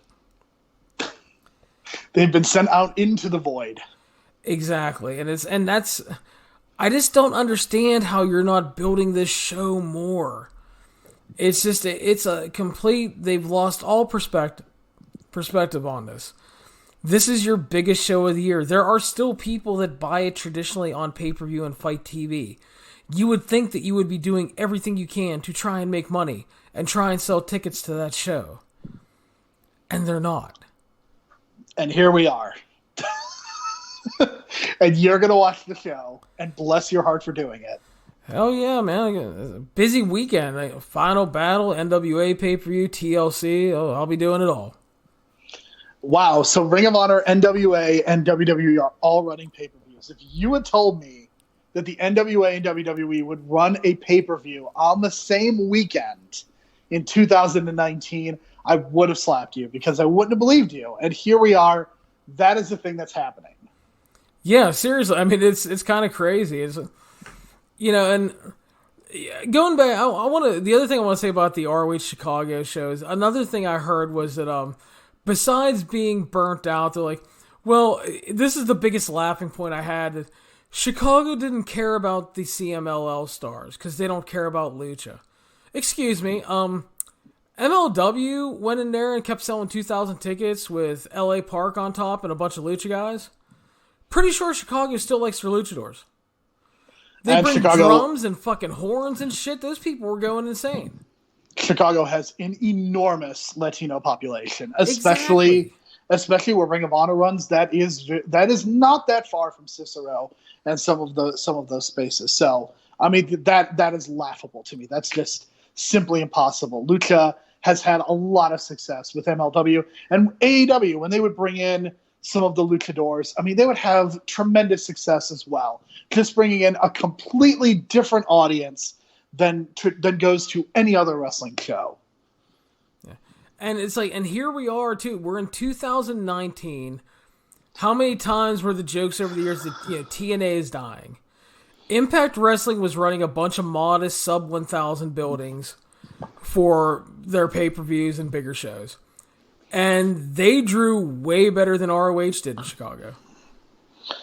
Yeah, I mean, I think we've reached a point where Ring of Honor has essentially become the number 4 company in the United States, and that's not a place that you want to be because, Larry, this is just not sustainable. I mean, I think the other thing that I always like to bring up with these kinds of conversations is there is so much competition out there for your dollar, and that competition is only strengthening. I mean, Disney Plus is a recent streaming service that I think has taken over a lot of people's lives this holiday season for a lot of reasons. There is a new streaming service coming out in the spring, HBO Max. So there are all these different entertainment venues. There's gaming, there's wrestling, there's Peak TV. There's so much out there. What is Ring of Honor doing to capture these people's dollar? And it's obvious they're not doing anything because they have 500 people going to their Final Battle show, when if they announced the Final Battle was happening back in the day, they would just get 1,000 people to come to it because it was Final Battle. And now they can't get 500 people. And that's really sad. And I really look at where Ring of Honor is going to be next year. And so that they may apparently actually be running WrestleMania weekend. And I am fascinated to see what the draw is because, spoiler alert, there's a lot of wrestling in Tampa that weekend. Tampa is not nearly as good of a wrestling market as New Jersey, New York. So there are going to be some shows that take a bath. And I think that is going to be another kind of nail in their coffin is WrestleMania weekend because I don't see how they find success. There's like 900 shows already announced, and I just read that apparently Joey Janela's Spring Break 4 is almost sold out already, which shouldn't really be a shock after the past couple years, because that show pretty much always sells out and has a big following. I think you're being generous calling them number 4 at this point, because you have WWE, AEW, Impact, New Japan, MLW, which I think you could argue MLW is even ahead of them these days. Yeah, I mean, I had not thought of MLW and New Japan. I mean, New Japan's in kind of this weird situation because they kind of have TV here, but we don't really know what the ratings are. So you're probably right. MLW is probably the number 4 company at this point, which, again, we are living in a bizarre world. And, like, if Jim Cornette wasn't a racist, might NWA be even above them at this point? Because, I mean, I think the NWA trade is going to sink very quickly because of that incident. But, man, like, there is definitely a scenario where the NWA could very well easily be more popular than the Ring of Honor going into 2020, which, wow, what a flashback that is. It's 2019 and we're talking about MLW back and the NWA back.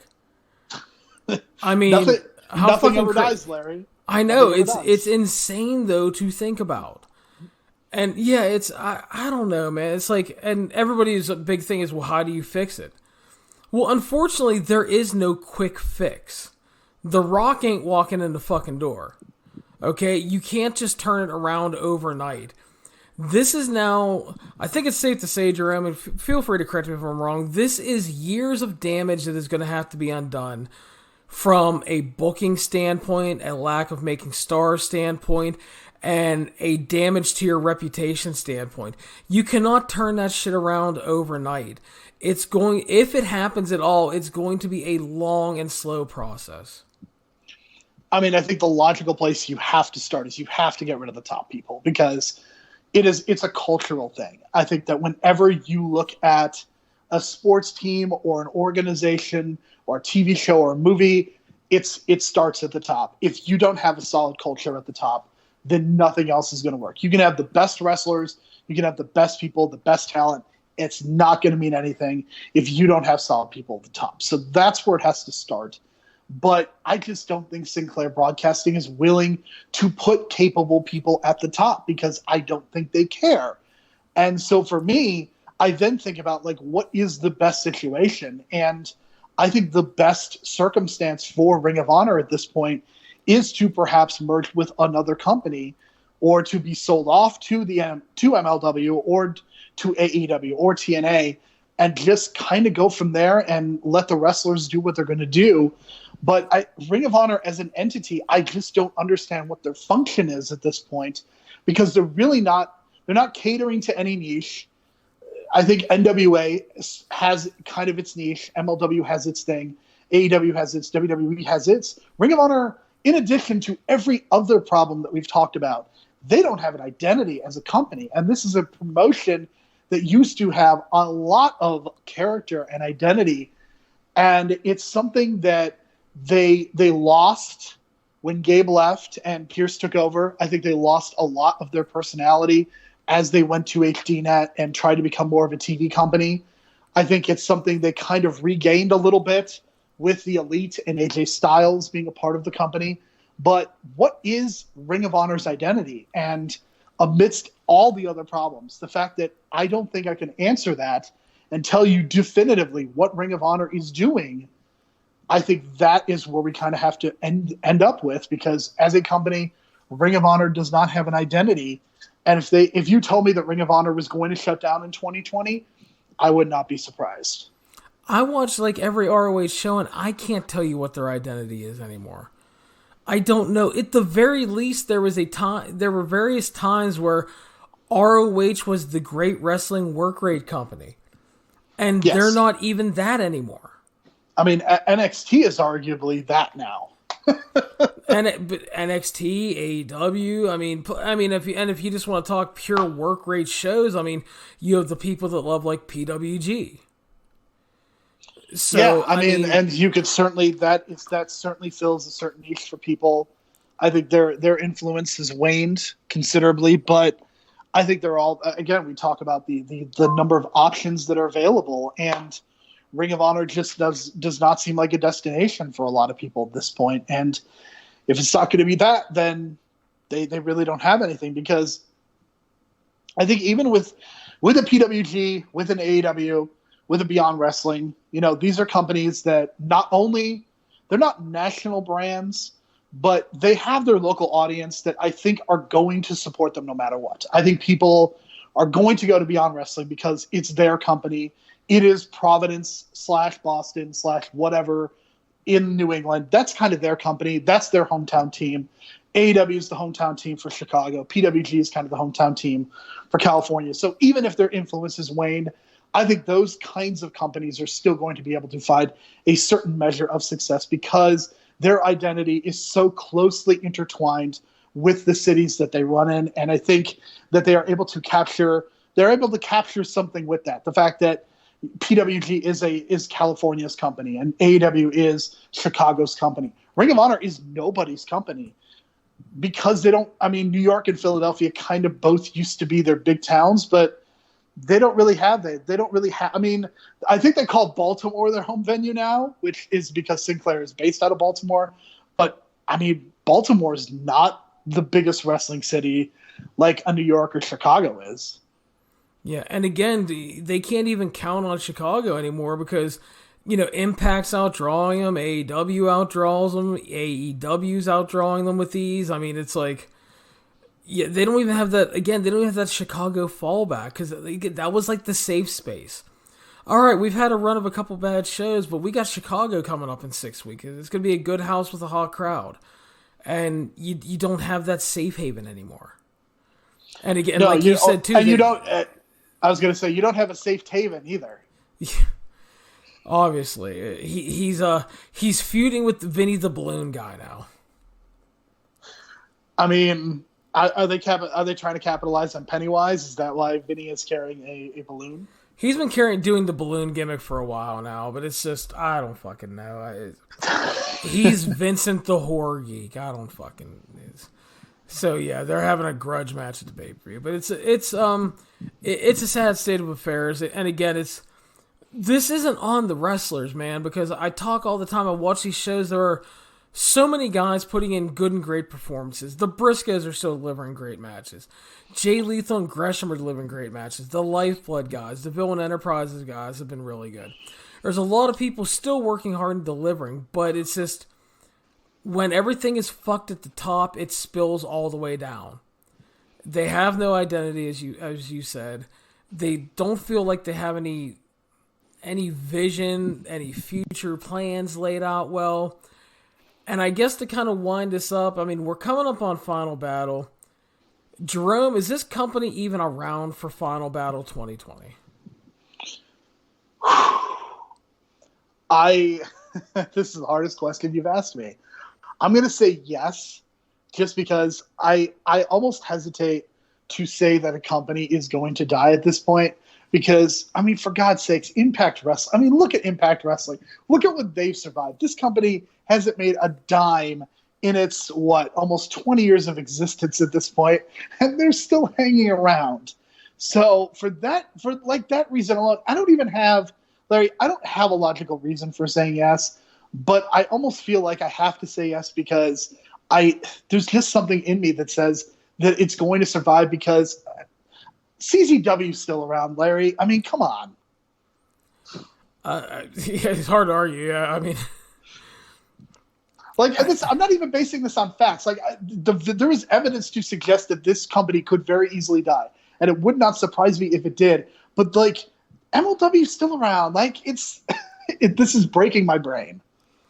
Yeah, I don't know. It's they're gonna have to do some massive restructuring. They need to get a better business person in charge. They need to fucking get rid of Delirious and Bully Ray. And I don't know who you bring in. I don't have the answers. But you need to find somebody. It has to be somebody else. You need new vision. And I always go back to the territory stuff, which is you'd have a guy that would work a territory for 2 to 4 years as a booker at most, and then he moved on somewhere else. Because you needed to freshen up the territory, which is also why you constantly freshened up the talents. I can't tell you one star that Delirious has legitimately made. I mean, he may make stars in his head with the drugs he does, but not wrestling stars. I mean, but honestly, can you think of one star the guy has made through his booking? I mean, Eddie Edwards? ? Maybe? That didn't exactly last long because he left. Yeah, I mean, it's just that is me stretching the bounds of what a star How long is. ago was that? Jesus. I mean, we're talking the early days of Delirious, but I mean, you're absolutely right. I mean, certainly he did not help turn Cody Rhodes and the Young Bucks into stars. I think the only argument that you can make is he gave them the platform to rehabilitate themselves so they could go start AEW. That's probably Delirious's best booking decision, was just leaving the Elite alone so that they could go create their own wrestling company. Yeah. It's and the thing is too is man, it's yeah. Someone asked me the other day, or are you happy that you're right about all this? It's no, because it's on a small personal level, I like being right, but it's just the fact that I don't want to see a company close. And I don't know if they can turn around enough to stay viable for another year. In theory, they can, because in theory, Sinclair could flood them with cash and they could sign more people and they could improve. But there's also been no sign that Sinclair has any want to do that. And Larry, I could also eat rainbow sherbet and I could fart out rainbows and unicorns. That could also happen. Both things are just as likely to happen, as a matter of fact. So I don't know. It's kind of a sad state of affairs to talk about. It is really depressing. This has been a really depressing hour and a half, Larry. So thanks for igniting this depression in me. Just be glad I didn't ask you to watch and review Raw with me. I mean, it might have been better than having this conversation. I don't know. It's really debatable at this point, which would have been worse. So, but I think that's going to bring us to a close. Jerome, do you have anything in closing you would like to say about all this?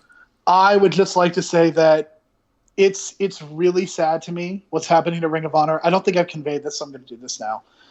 It's really sad to me that Ring of Honor is where it is, because when I think about how I became an independent wrestling fan, a lot of that, almost all of it, has to do with Ring of Honor. And Ring of Honor was the gateway for me to start following any of the other alphabet soup promotions, from PWG, because the reason that I got the first Battle of Los Angeles DVDs that I did was because there were Ring of Honor guys on those shows, and Dragon Gate guys, to be fair, but Ring of Honor was a heavy influence on me starting to watch PWG, and that also spawned me watching Chikara and AEW and AIW and all of these different places. And without Ring of Honor, none of that would have happened. And I'm sure that there are a lot of wrestling fans out there who became connected to independent wrestling because of Ring of Honor.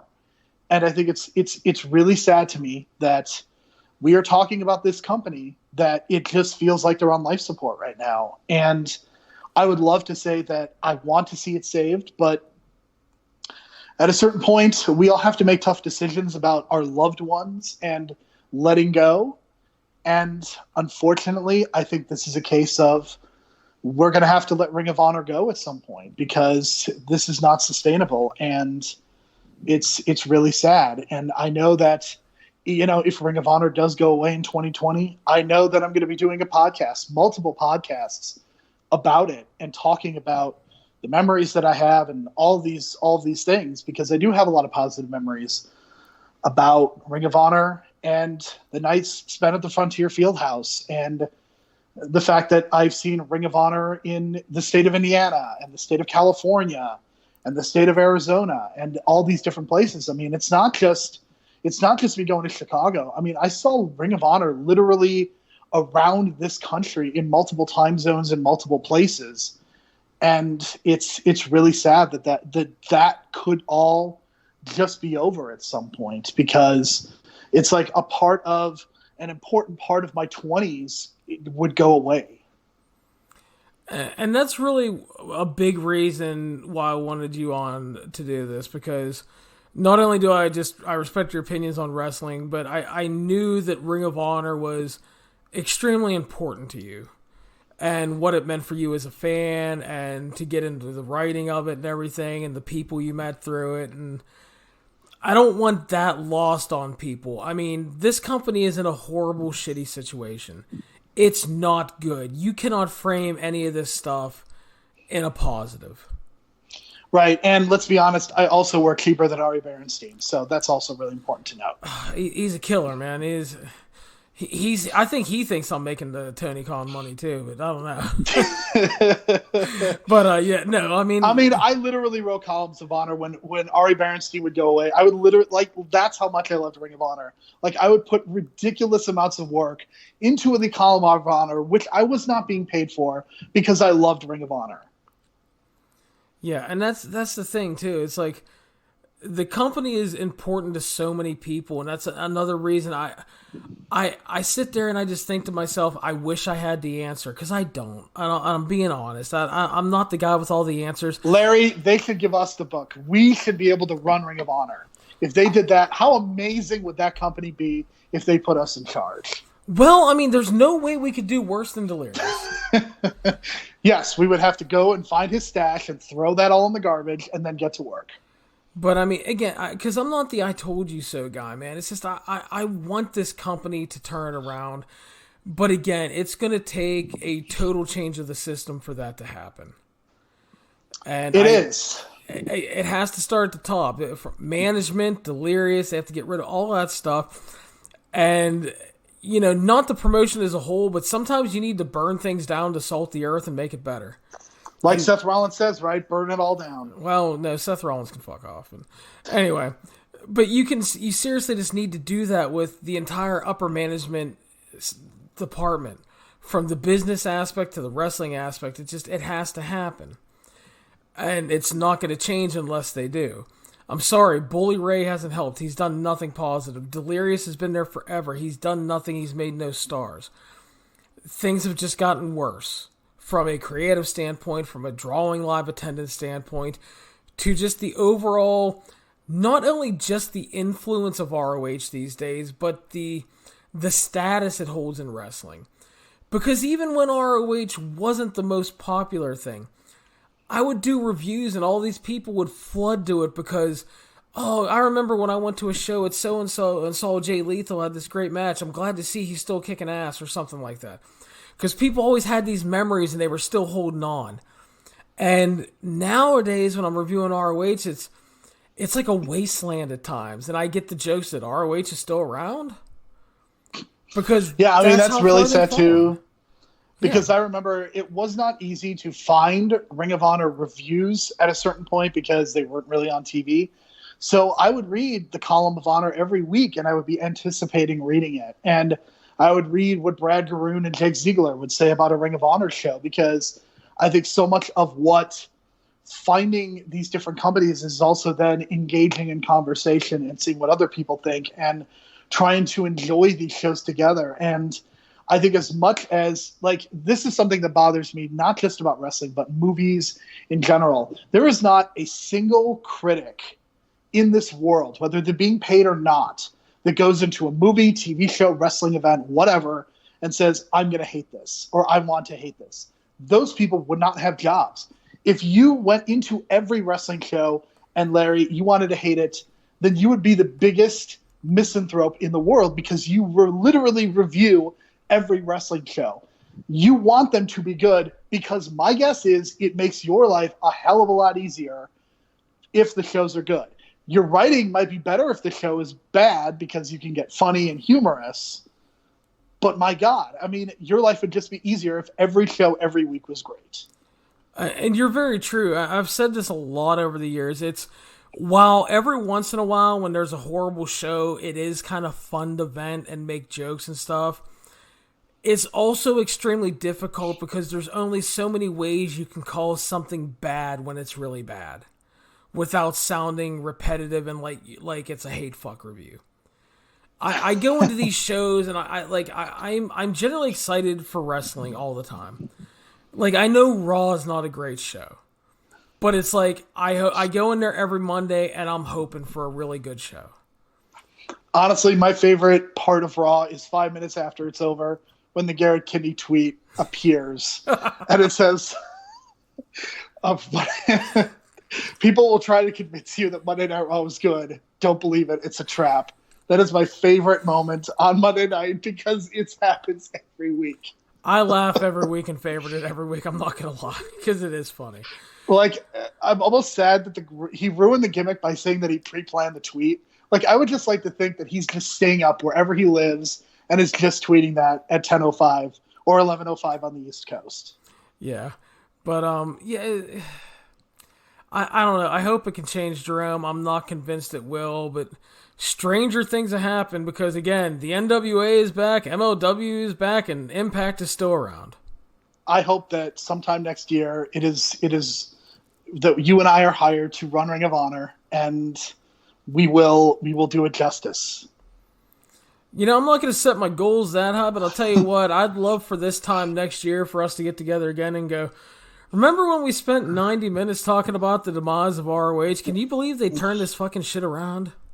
If they turn this around by next year, then I don't know what I'm going to do. Like, I don't even want to bet on it because I don't know where I would bet, but I would be very surprised. But I hope that they salvage something in this next year, and hopefully there's a Ring of Honor to talk about next year, because at this point, ugh. Yeah. We will close. Jerome, I want to thank you very much for your time tonight, man. It was very good talking to you again. It was good talking to you. We should definitely do this again at some point, and hopefully we can discuss a happier topic, because this, like I said, this was kind of depressing, but I think that it's good to talk about Ring of Honor, because I think this is a promotion that has so much history associated with it. It is a company that means a lot to a lot of people, and there's a lot of people out there who may forgot just how much Ring of Honor has meant to them. But I am a firm believer that the reason that there are so many indie wrestling fans, and the reason that AEW is as popular as it is Ring of Honor is partially responsible for that. I mean, if you look at NXT's main event scene, Ring of Honor is always 100% responsible for that. But the influence is so far and wide. It is. There were so many classic matches, so many guys that came out of there that have gone on to bigger things because they got that initial platform in ROH. And Larry, you can stream all those classic matches and shows on the Honor Club, correct? No. Had to get that last dig in there, you know? Yeah. And that goes back, because you did make the point about trying to make the streaming service viable. I mean, it's a bargain in terms of, if you buy the yearly subscription, you'll save money on the pay-per-views alone. And then you get all the Live Honor Club stuff. But where they're losing money is that they have not uploaded that library. Right. And we call that the Larry Csonka tax write-off, is what you call that Honor Club membership, right? No, we call that the 411 pays for that allowance. So. Whatever works, man. Whatever works. I get out of all the paperwork. But no, thank you again, buddy. We will definitely try to talk about some happier stuff soon. I want to thank everybody for listening, and we will talk to you later on.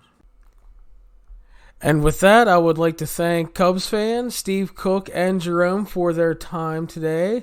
You have been listening to the 411 on Wrestling podcast. Please remember you can follow us on iTunes, Stitcher, Spotify, Google Play, YouTube, the 411mania.com website, and any major podcasting platform. Please subscribe to the show, follow us around, share us around on the internet, and just keep supporting the show, as we greatly appreciate all of your time. Take care, and until next time, I am Larry Csonka. Have a great week.